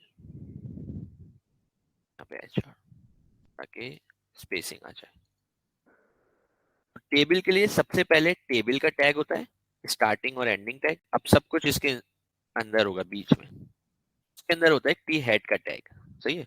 टी हेड मतलब हेडिंग, मतलब कॉलम, कॉलम हेडर। किसी भी एक्सेल फाइल में भी आप पहले हेडर बनाते हैं ना, कॉलम। यहाँ पे आप के भाई नेम है, फिर ये मोबाइल है, फिर ये ईमेल है, ये आपका हेडर होता है। आप इसको बोल्ड कर लेते हैं, फिर बाकी सारी रॉज आती हैं, ठीक है ना। एक नाम है, दो नाम है। तो ये जो पहला हेडर है ना, ये बनाने के लिए हम लोग यहाँ पे टी हेड यूटिलाइज करते हैं। और बाकी जितनी भी रॉज होती हैं, बाकी डेटा, वो सब आता है टी बॉडी में। ठीक है, तो ये मेन टेबल होता है, उसके अंदर टी हेड होता है फॉर हेडिंग, मतलब पहले सिर्फ पहली रॉ के लिए, ओनली फॉर फर्स्ट रॉ। और रेस्ट ऑफ द रॉज, मतलब बाकी सारी रॉज के लिए टी बॉडी यूटिलाइज होता है, जितना भी डाटा है। टी हेड मतलब ये ना भी यूज करें आप तब भी चलेगा, लेकिन मैंने कहा कि बहुत सारे ऑप्शन होते हैं, लेकिन इसको उसी तरीके से करना चाहिए जैसा हमें कहा गया है। भाई प्लीज इस तरह यूज कर लो, वरना फायदा क्या देने का। TR मतलब होता है रॉ। मतलब होता है एक रॉ। तो हेडिंग के अंदर हमेशा हमेशा हमेशा एक ही रॉ होगी, क्योंकि जैसा हमने देखा एक्सेल में, अगर हमें हेडिंग चाहिए तो उसकी पहली वाली रॉ ही सिर्फ हेडिंग करते हैं, नॉर्मली कॉमन सेंस, राइट। और बाकी सारी रॉज जो हैं वो सब नाम होंगे, जितने भी यूजर्स के कुछ भी, लेकिन पहली वाली जो रॉ होगी वो हेडिंग के लिए यूज है। तो एक रॉ हेडिंग, और उस रॉ के अंदर मल्टीपल कॉलम्स, राइट, नेम का कॉलम, मोबाइल का कॉलम, ईमेल का कॉलम, ये सब हेडिंग है। लेकिन है कितनी रॉज? एक ही रॉ है सिर्फ। तो इधर भी हमेशा टी हेड के अंदर एक ही रॉ होगी। हाँ, उसके अंदर कॉलम्स कितने हैं ये आपकी मर्जी, और वो कॉलम डिफाइन होते हैं TH से। TH सिर्फ टी हेड के अंदर यूज होता है, यूज तो कहीं पे भी कर सकते हैं अगेन, लेकिन यहाँ ये यूज करना चाहिए। ये बताता है कॉलम, पहला कॉलम है नेम का, दूसरा कॉलम है ईमेल का, तीसरा कॉलम है फोन का, चौथा कॉलम है एड्रेस का। जैसे एन एग्जाम्पल, पांचवा कॉलम है, अ, पांचवा नहीं है कॉलम। सही है, तो ये हमने हेडिंग बता दी, हमारे टेबल की हेडिंग। अब इसको देखते हैं यूआई पे दिख कैसा रहा है। तो ये आ गई हेडिंग्स। अब आप कहेंगे भाई इसमें वो कहाँ है, बॉर्डर्स तो है ही नहीं। तो वो सब हम लोग स्टाइलिंग सीएसएस से करते हैं। ओके, स्टाइलिंग सीएसएस से करते हैं बॉर्डर्स की। लेकिन ये अलग अलग कॉलम्स बन गए, नेम का कॉलम, ईमेल का कॉलम, फोन का, एड्रेस का कॉलम। तो हेडिंग एक बार आप ऐसे कॉलम्स डिफाइन करते हैं, बाकी सारे रॉज जो आप डाटा होगा, जो हम जब एलडब्ल्यूसी पढ़ेंगे तो हम सेल फोर्स से अपॉर्चुनिटीज के सारे रिकॉर्ड लेकर आएंगे, हम दिखाएंगे। फॉर एग्जांपल हम कॉन्टेक्ट्स के सारे रिकॉर्ड दिखाने होंगे हमें, डाटा जो एक्चुअल डाटा है वो सब टी बॉडी के अंदर होता है। उसमें भी टी बॉडी में अब मल्टीपल रॉज होंगी भाई। पहले एक रिकॉर्ड एक रॉ, दूसरा रिकॉर्ड दूसरी रॉ, तीसरा रिकॉर्ड तीसरी रॉ। तो जैसे एक्सेल में है एक टी आर, इसका मतलब एक टी आर ये पूरी रॉ, एक और टी आर ये पूरी रॉ, उसके अंदर आएंगे T D, table data. Heading में क्या है फर्क, टी एच है तो इसको ये थोड़ा सा बोल्ड कर देता है, टी एच क्या करता है बस थोड़ा सा बोल्ड कर देता है। यहाँ पे टी आर के अंदर हम टी डी यूज करेंगे, ये बोल्ड नहीं करेगा। फॉर एग्जाम्पल पहला रिकॉर्ड है, नेम है शेरवाज खान, और दूसरा कॉलम में, दूसरे कॉलम में हेडिंग क्या है, ईमेल, तो यहाँ पे आ जाती है ईमेल, ये मेरी एक्चुअल ईमेल है नहीं। तीसरे ईमेल में फोन नंबर आ जाता है, तो यहाँ पे आ जाता है फोन नंबर, और चौथे में आ जाता है तो, सही है। तो ये आ गए कॉलम्स। तो एक रिकॉर्ड बन गया मेरे टेबल के अंदर, एक रिकॉर्ड, बस आइडिया। पहले कॉलम, ये तो हेडिंग तो बन गई थी, अब हम बता रहे हैं डाटा। तो एक टीआर है, मतलब एक रॉ है, उसके अंदर चार कॉलम्स का डाटा है। ये यूआई पे देखें तो देखें ऑटोमेटिकली इसने स्पेसिंग खुद ही हेडिंग में कर दी। इसने बोला नेम का कॉलम यहाँ एंड हो रहा है, यहाँ, उसके बाद ईमेल का कॉलम स्टार्ट हो रहा है, वो यहाँ एंड हो रहा है, उसके बाद फोन नंबर का कॉलम स्टार्ट हो रहा है, फिर एड्रेस का कॉलम स्टार्ट हो रहा है। अब ये स्पेसिंग सही करने के लिए मैंने जैसे कहा हम सीएसएस यूटिलाइज करते हैं,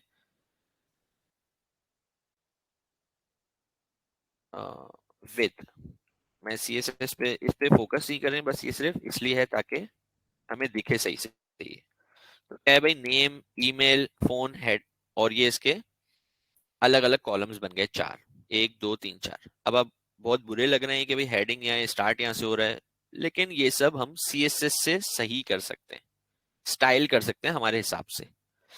अगर इसको प्रॉपर उसमें ही दिखाना है तो हमें हर जगह स्टाइलिंग, मतलब ये बिल्कुल परफेक्ट तरीके से नहीं है स्टाइलिंग, क्योंकि ये जल्दी जल्दी करना है, क्योंकि ये फोकस ये नहीं है, यहाँ नहीं है।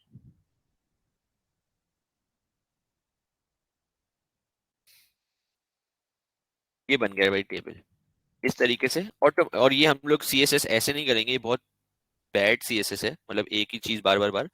बेस्ट प्रैक्टिसेस अभी नहीं है, लेकिन ये सिर्फ दिखाने के लिए था, आपको आइडिया देने के लिए कि इस तरीके से हम स्टाइलिंग अपने हिसाब से करेंगे और टेबल को अपने हिसाब से प्रॉपर बनाएंगे। अब बन गया प्रॉपर, कॉलम्स में आ गया सब कुछ।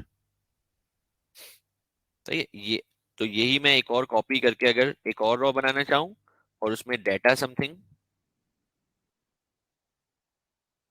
किसी और को भाई मैसी पसंद है तो रियली सॉरी, लेकिन ये, तो ये दूसरा डाटा आ रहा है,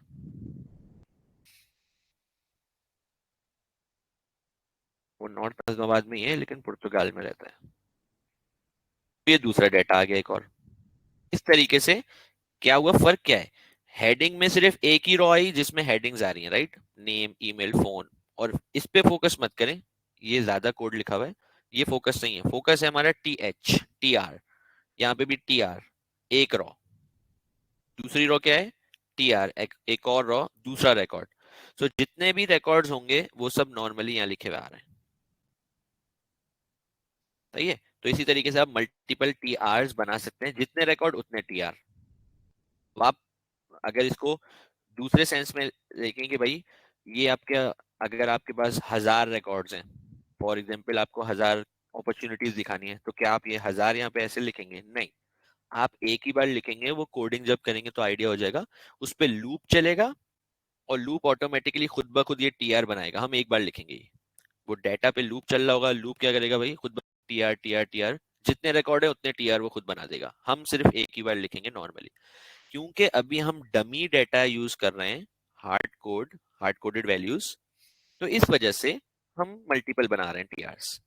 एक्चुअली में भी बिहाइंड द सीन्स जब आप यूज करेंगे कोडिंग, तो हम एक ही बार लिखेंगे, लेकिन यहाँ पे हमें 100 दिखेंगे फॉर एग्जाम्पल। जब आप इंस्पेक्ट करने जाएंगे तो आपको 100 टीआर दिखेंगे यहाँ पे। आपने एक लिखा होगा कोडिंग में, लेकिन आपने लूप लगाया हुआ होगा, बार बार चलते रहो जब तक बनाते रहो ये टीआर, जब तक सारे रिकॉर्ड्स खत्म नहीं हो जाते, तो वो आपको ऑटोमेटिकली बना रहा होगा वो एचटीएमएल। ये सिर्फ हार्ड कोड हम वैल्यूज दिखा रहे हैं, क्योंकि मैंने यहाँ पे कहीं से डाटा लेके नहीं आ रहा, मैं अपना डाटा हार्ड कोडेड यहाँ पे डाल रहा हूँ, इस वजह से यहाँ पे ऐसे दिखा रहा है। तो जितने भी रॉस, जितनी भी चीजें,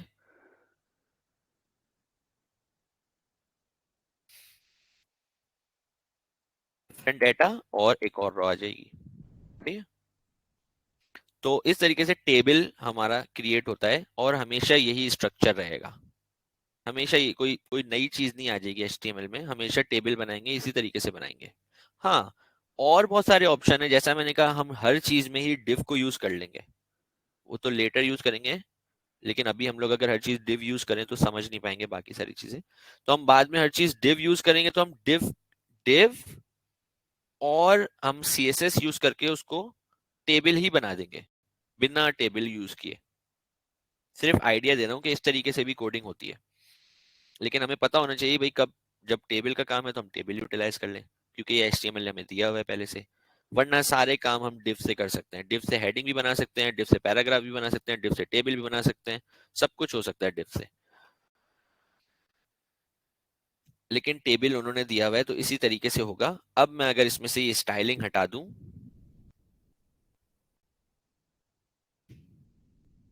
तो ये है आपका नॉर्मल स्ट्रक्चर टेबल का, ऐसा होता है। और ये आपको ऐसे दिख रहा है, सही है, क्योंकि इसमें अब मैंने बॉर्डर्स हटा दिए तो बॉर्डर की लाइनें नहीं दिख रही, तो ये अजीब सा लग रहा है, टेबल नहीं लग रहा। लेकिन जब बॉर्डर की लाइंस थी तो ये एक्चुअली हमें टेबल लिख रहा था।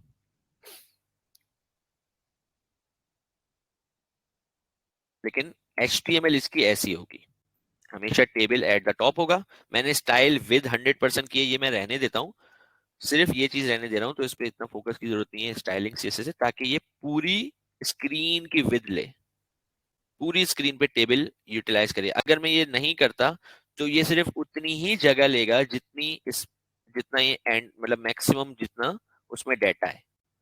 लेकिन यहाँ तक खत्म हो रहा है डाटा, तो इसको एक्स्ट्रा स्पेसेस की जरूरत नहीं है, तो इसने वो जगह लेना छोड़ दी। लेकिन मैं इसको कह रहा हूँ कि भाई आप पूरी स्पेसिंग लें ताकि हमें आसानी हो समझने में टेबल। सिर्फ ये एक चीज मैं सीएसएस की रहने दे रहा हूँ यहाँ पे। अगर ये भी समझ नहीं आती तो कोई इश्यू नहीं है इसमें।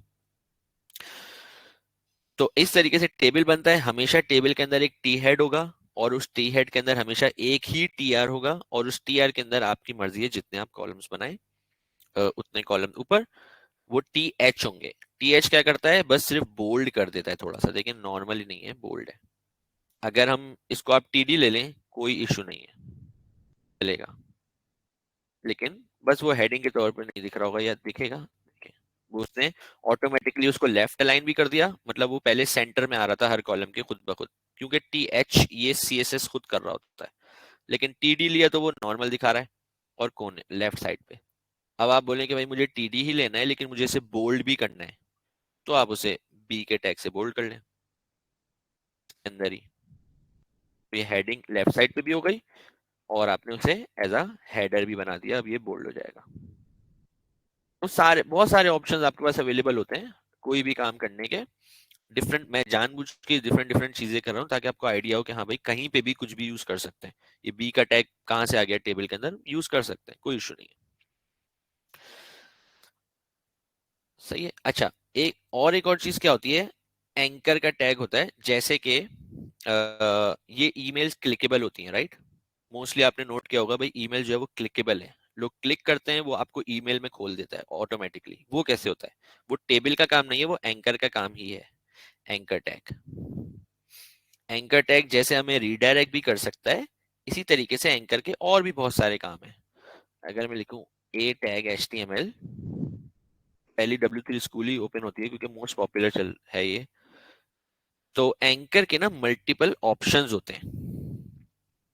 अम, ये रहे मेल टू, मतलब मैं इसके अंदर अगर मेल टू लिख दूं, ये पूरा यूआरएल के बदले क्या यूज करते हैं।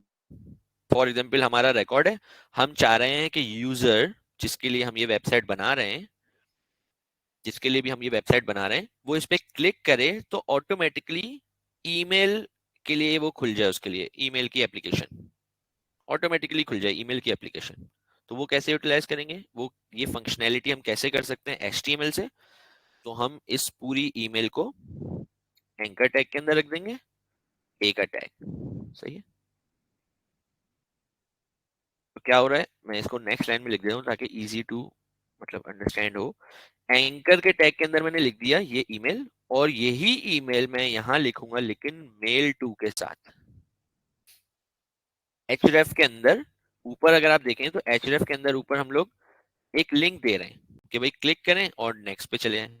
यहाँ पे हमने क्या किया, ये मेल टू जो है ना, ये स्पेसिफिक कीवर्ड है, एचरेफ का कीवर्ड है, फिर कॉलन, और फिर आप अपनी ईमेल बता दें।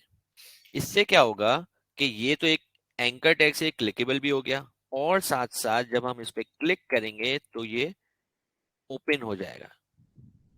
ये देखिए मेरा ईमेल बॉक्स खोल दिया इसने ऑटोमेटिकली, और ये कहाँ पे ईमेल भेज रहा है, टू के फॉर्मेट में भी इसने खुद ब खुद यहाँ पे लाके लिख दिया जो भी ईमेल एड्रेस था, ये ईमेल एड्रेस था। इधर ronaldo@gmail.com है, अगर मैं इसके लिए भी सेम काम करूं तो ये ऑटोमेटिकली टू @2 होता है उस मतलब किसको हमें ईमेल भेजनी है वो ऑटोमेटिकली वहां पे पुट कर देगा। तो ये काफी, ये देखें अब ये इस ईमेल एड्रेस पे जा रहा है जिस पे मैंने क्लिक किया है। तो ये सारी चीजें होती हैं जब भी हमें कोई ऑप्शन देना होता है यूजर को कि भाई क्लिक करो और आप ऑटोमेटिकली आपके लिए एप्लीकेशन खुल जाएगी ईमेल करने की। इसी तरीके से एंकर टैग की एक और बात होती है फोन नंबर्स के लिए, कि भाई TEL लिखें, और फोन तो आपका मोबाइल, अगर आप मोबाइल से यूटिलाइज कर रहे हैं उस पर क्लिक करते हैं तो आपका मोबाइल में कीपैड खुल जाता है, उस पर नंबर आ जाएगा। और यहाँ पे शायद वो कोशिश करेगा कि भाई आप कोई एप्लीकेशन है जो कीपैड ओपन कर ले मोबाइल फोन्स के लिए। तो ये मेरा मोबाइल फोन नंबर है जो कि नहीं है ये। एंकर टैग अगेन सेम, मैं नेक्स्ट लाइन पे लिख लेता हूँ ताकि आसानी हो समझने में। एंकर पर क्या है, एचएफ के अंदर पहले ऊपर मेल टू ले रहे थे ईमेल्स के लिए, यहाँ पे हम TEL लेंगे टेलीफोन के लिए, और सेम नंबर। एक ये बीच में क्यों रख रहा हूं मैं, ताकि ये तो दिखे, यूजर को दिखे, उस पर क्लिक कर सके। जो भी मैं टैग्स के बीच में लिखता हूँ ये दिखेगा यूजर को, और यूजर इस पे क्लिक कर सकता है। और यहाँ जो लिख रहा हूँ ये एचएफ के लिए है कि भाई इस नंबर को ओपन कर दो। ये क्लिकेबल हो गया, और ये पूछता है भाई आप कोई सी ऐप यूज करें। अगर मेरे पास कोई एप्लीकेशन इंस्टॉल्ड है सिर्फ मेरे कंप्यूटर में तो वो ऑटोमेटिकली वो एप्लीकेशन हो जाएगी। अगर नहीं है एप्लीकेशन तो ये पूछ रहा है किस एप्लीकेशन से आपको ये फोन मिलाना है। कोई एप्लीकेशन होती है सिस्टम में, डेस्कटॉप में एप्लीकेशन होती है बहुत सारी जिससे आप कॉल कर सकते हैं। तो यही चीज अगर आप पेज मैं उसमें अपने मोबाइल में ओपन करूंगा तो वो कीपैड खोल देगा। तो ये एक फायदा है इन चीजों का, मेल टू और TEL का। और बहुत सारे फायदे होते हैं, जैसे कि जावास्क्रिप्ट तो बात की बात है। ये हैश, हैश क्या है, अब फॉर एग्जांपल आपको, जैसे मेरे पेज पे अगर आप जाए मेरी वेबसाइट पे तो मैंने ये यूटिलाइज किया हुआ है। मैं सर्विसेज पे क्लिक करता हूँ तो देखिए मुझे ऑटोमेटिकली सर्विसेज पे ले जाता है, एक ही पेज पे। मैं दूसरे पेज पे नहीं जा रहा, मैं पोर्टफोलियो पे जाता हूँ तो ये मुझे पोर्टफोलियो पे ले जाता है। अब ये बहुत स्मूथली लेके जा रहा है, तो मैंने बहुत सारी CSS की हुई है, जावास्क्रिप्ट लगाई हुई है इसलिए। लेकिन एक ही पेज पे एक जगह से दूसरी जगह जाने में हेल्पफुल है। पोर्टफोलियो पे क्लिक किया, यहाँ पे आ गया। तो ये कब यूटिलाइज होता है, हैश के थ्रू। एक ही पेज पे डिफरेंट सेक्शन पे आपको जाना हो तो आप हैश यूज करते हैं। फॉर एग्जाम्पल मुझे मैं यहाँ पे एक एंकर टैग लेता हूँ @the top, go to table, basic. सही है। और मैं यहाँ पे हैश करके लिख देता हूँ टेबल, तो ये कहीं पे भी लेके नहीं जाएगा, नहीं चलेगा। मैं क्लिक करता हूँ तो ये देखें ऊपर इसने चेंज किया, हैश टेबल, URL देखें चेंज हो गया, लेकिन ये मुझे कहीं लेके नहीं गया। हैश टेबल मुझे कहीं पे भी लेके नहीं गया। उसकी वजह ये है कि ये हैश टेबल कुछ नहीं समझता, ये बोलता है यहाँ पे मुझे आईडी दो, एक स्पेसिफिक सेक्शन की या एक स्पेसिफिक एलिमेंट की आईडी दो। अब आईडी क्या है? आईडी हम यूज करते हैं कभी कभी, मतलब ज्यादा भी यूज करते हैं, ताकि हम बता सकें भाई ये वाला टेबल है ना, इसकी ये पर्टिकुलर आईडी है।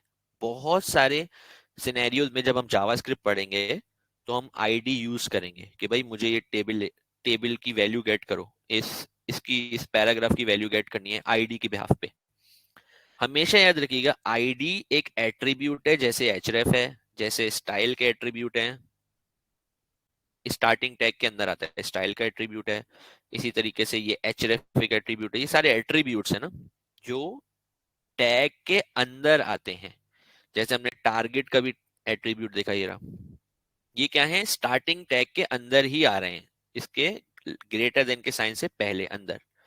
इसी तरीके से एक आईडी का भी एट्रीब्यूट होता है, मैं किसी भी एलिमेंट या टैग को आईडी दे सकता हूँ, किसी भी, मेरे ऊपर है।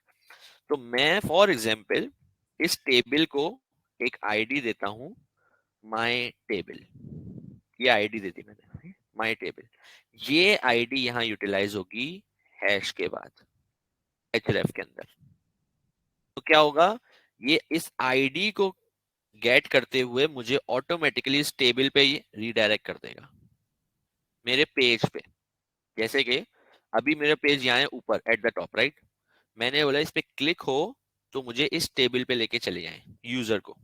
मैंने क्लिक किया लेकिन फौरन से टेबल पे ले आया। तो एक ही पेज पे रहते हुए, और ऊपर देखें इन्होंने बता भी दिया कि भाई आपने ये यूज किया है एंकर। एक ही पेज पे रहते हुए आपको एक सेक्शन से दूसरे सेक्शन पे जाना हो तो हम उसके लिए भी एंकर टैग यूज करते हैं, सेम एंकर टैग। और उसमें हम हैश यूज करते हैं। हैश मोस्टली यूज होता है आईडीज के लिए। तो हम इसे बताते हैं कि भाई मैं आईडी का नाम बता रहा हूं तुम्हें, और ये आईडी का नाम है, जहां पे भी तुम्हें ये आईडी मिले उस सेक्शन पे मुझे ले जाओ। तो इस ये ढूंढता है पूरे पेज पे, इसको दिलता है ओके इस टेबल पे है ये आईडी, इस जगह ले जाएगा डायरेक्ट। अगर मैं इसे बोलूं इस टू, इस वाले सिर्फ इस जगह पे, ये जो आखिरी में लिखा हुआ है ना सुपरस्क्रिप्ट सबस्क्रिप्ट, ये रहा पैराग्राफ, मुझे इस पैराग्राफ पे आना है तो माय पैरा मैंने इसका नाम दे दिया। तो मैं ये आईडी इसको दे दूं एट द टॉप, तो ये क्या करेगा, जिस पे क्लिक करूंगा तो ये मुझे पैराग्राफ पे रिडायरेक्ट कर देगा। क्लिक, ये पैराग्राफ पे लिया है मेन। अब जाहिर है वो टेबल भी दिख रहा है लेकिन इसका मेन फोकस यही था, ये ऊपर लिखा हुआ है माय पैरा। तो इस तरीके से हम एक ही पेज के अंदर डिफरेंट सेक्शंस पे जा सकते हैं यूजिंग आईडी एट्रीब्यूट, आईडी का एट्रीब्यूट यूज करते हुए, और एंकर का टैग यूज करते हुए, उसमें वही आईडी आप बताएं हैश के साथ, हैश इज नेसेसरी। तो ये एंकर की एक और प्रॉपर्टी या क्वालिटी है कि वो बहुत सारे ऑप्शंस है। एक तो है भाई के पेज पे रीडायरेक्ट करो उसी पेज पे, एक है कि आपको दूसरे टैब में ये लिंक खोलना है तो आप टारगेट अंडरस्कोर ब्लैंक कर दो, एक ये है कि ईमेल आपको एप्लीकेशन खोलनी है तो आप मेल टू यूज कर लें, मोबाइल एप्लीकेशन खोलनी है तो आप टेल यूज कर लें। एक ही पेज पे रहते हुए डिफरेंट सेक्शन पे जाना है तो हैश आईडी यूज कर लें। उसके लिए आपको उस एलिमेंट को, एलिमेंट या टैग, ये टेबल का टैग है, इसको आपको आईडी देनी होगी, ये इधर आपको रिडायरेक्ट कर देगा। तो इस तरीके से एंकर का टैग यूटिलाइज होता है मल्टीपल, मतलब डिफरेंट डिफरेंट सिनेरियोज के लिए, डिफरेंट यूज केसेस के लिए। अच्छा मैं टेबल में वापस इसको टीडी के बदले टी एच कर देता हूँ, क्योंकि वो सिर्फ बताना था कि, लेकिन नॉर्मली आप हेडिंग में टी एच ही यूटिलाइज करेंगे, टीडी टीडी टी एच। और ये सारी चीजें कि भाई ये मैं सब एक साथ कैसे कर रहा हूँ, ये सारी चीजें मैं बिल्कुल आगे जाके बताऊंगा, ताकि आपको इजी जल्दी जल्दी कोडिंग हो सके कि ये मैंने कैसे सारी चीजें यूं कर ली, कंट्रोल डी, और एक ही मैं इसको ऊपर नीचे ऐसे कैसे कर रहा हूँ, ये सारी चीजें जो है ना, शॉर्ट कीज, वीएस कोड की, ताकि आपको कोडिंग में आसानी हो, ये सारी चीजें मैं बताऊंगा, लेकिन फोकस अभी एचटीएमएल है। तो ये फाइनलाइज टेबल हो गया, इसके अंदर आपकी मर्जी है जितने भी टी आर्स आप ले लें टी बॉडी के अंदर। और एंकर टैग का मैंने नई चीज भी बता दी कि एंकर टैग किस किस लिए भी यूटिलाइज हो सकता है। कुछ कुछ में मैं देखिए मैंने नंबर में नहीं लिखा, तो इसमें ये नहीं है कि इसमें क्यों नहीं लिखा, ये सिर्फ बताने के लिए था, मैं इसमें भी लिख सकता हूँ, कोई ऐसा इशू नहीं है। ओके, कम से कम इशू ना हो कि आधों में लिखा हुआ है आधों में नहीं लिखा हुआ, कंफ्यूजन ना हो। और एंकर टैग, और मैं एंटर इसलिए नेक्स्ट लाइन में लिख रहा हूँ ताकि इजी टू अंडरस्टैंड हो चीजें। तो टेलीफोन, टेलीफोन इन नंबर सेम कॉपी अंदर पेस्ट, ये नंबर भी same copy paste, aldo@gmail.com, azam@gmail.com।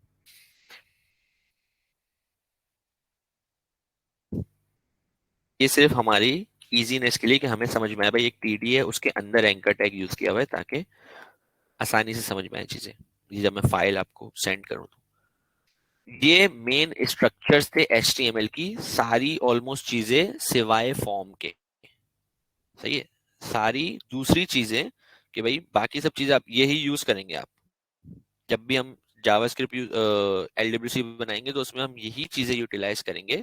और इवन के ये सुपरस्क्रिप्ट सबस्क्रिप्ट ये इतने सारे टैग्स तो बहुत शायद ही हम यूटिलाइज करें, लेकिन टेबल यूज करेंगे, डिव्स यूज करेंगे, पैराग्राफ शायद यूज करें, HR might be, BR for breaking tag, anchor tag. तो ये सारी चीजें इस्तेमाल करेंगे। इसके अलावा हम फॉर्म्स बनाएंगे ऑब्वियसली, मेन चीजें हैं फॉर्म। तो फॉर्म के टैग्स भी होते हैं, लेकिन मेरे ख्याल में वो अभी नहीं, बर्डन ज्यादा हो जाएगा। अगर खुद करने हैं तो ये मैं स्लाइड भी शेयर कर दूंगा। सर ये जो अपना जब डेफ आपने पढ़ाया था, मतलब डेफ के लिए मैं जो समझा, मैं अपना कॉन्सेप्ट क्लियर करना चाह रहा था कि डेफ लाइक हम उसको इस्तेमाल करेंगे अपनी आसानी के लिए, नहीं, आसानी के लिए नहीं, बेसिकली कि मोस्टली सेक्शंस बनाने के लिए।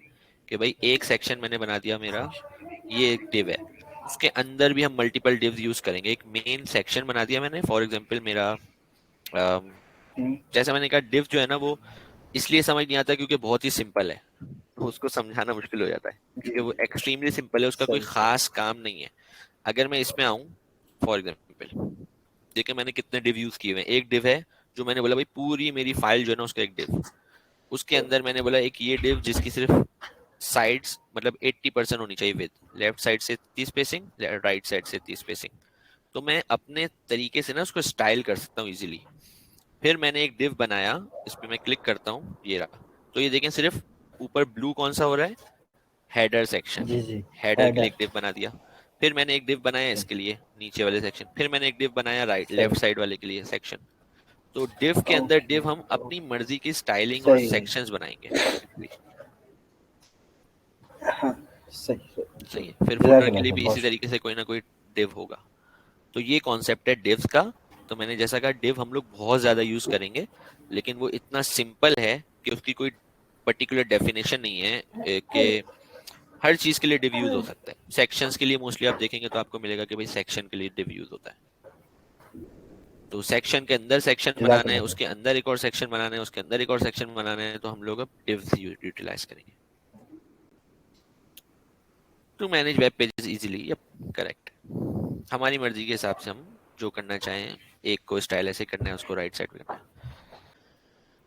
सही है भाई everyone, thank you so much.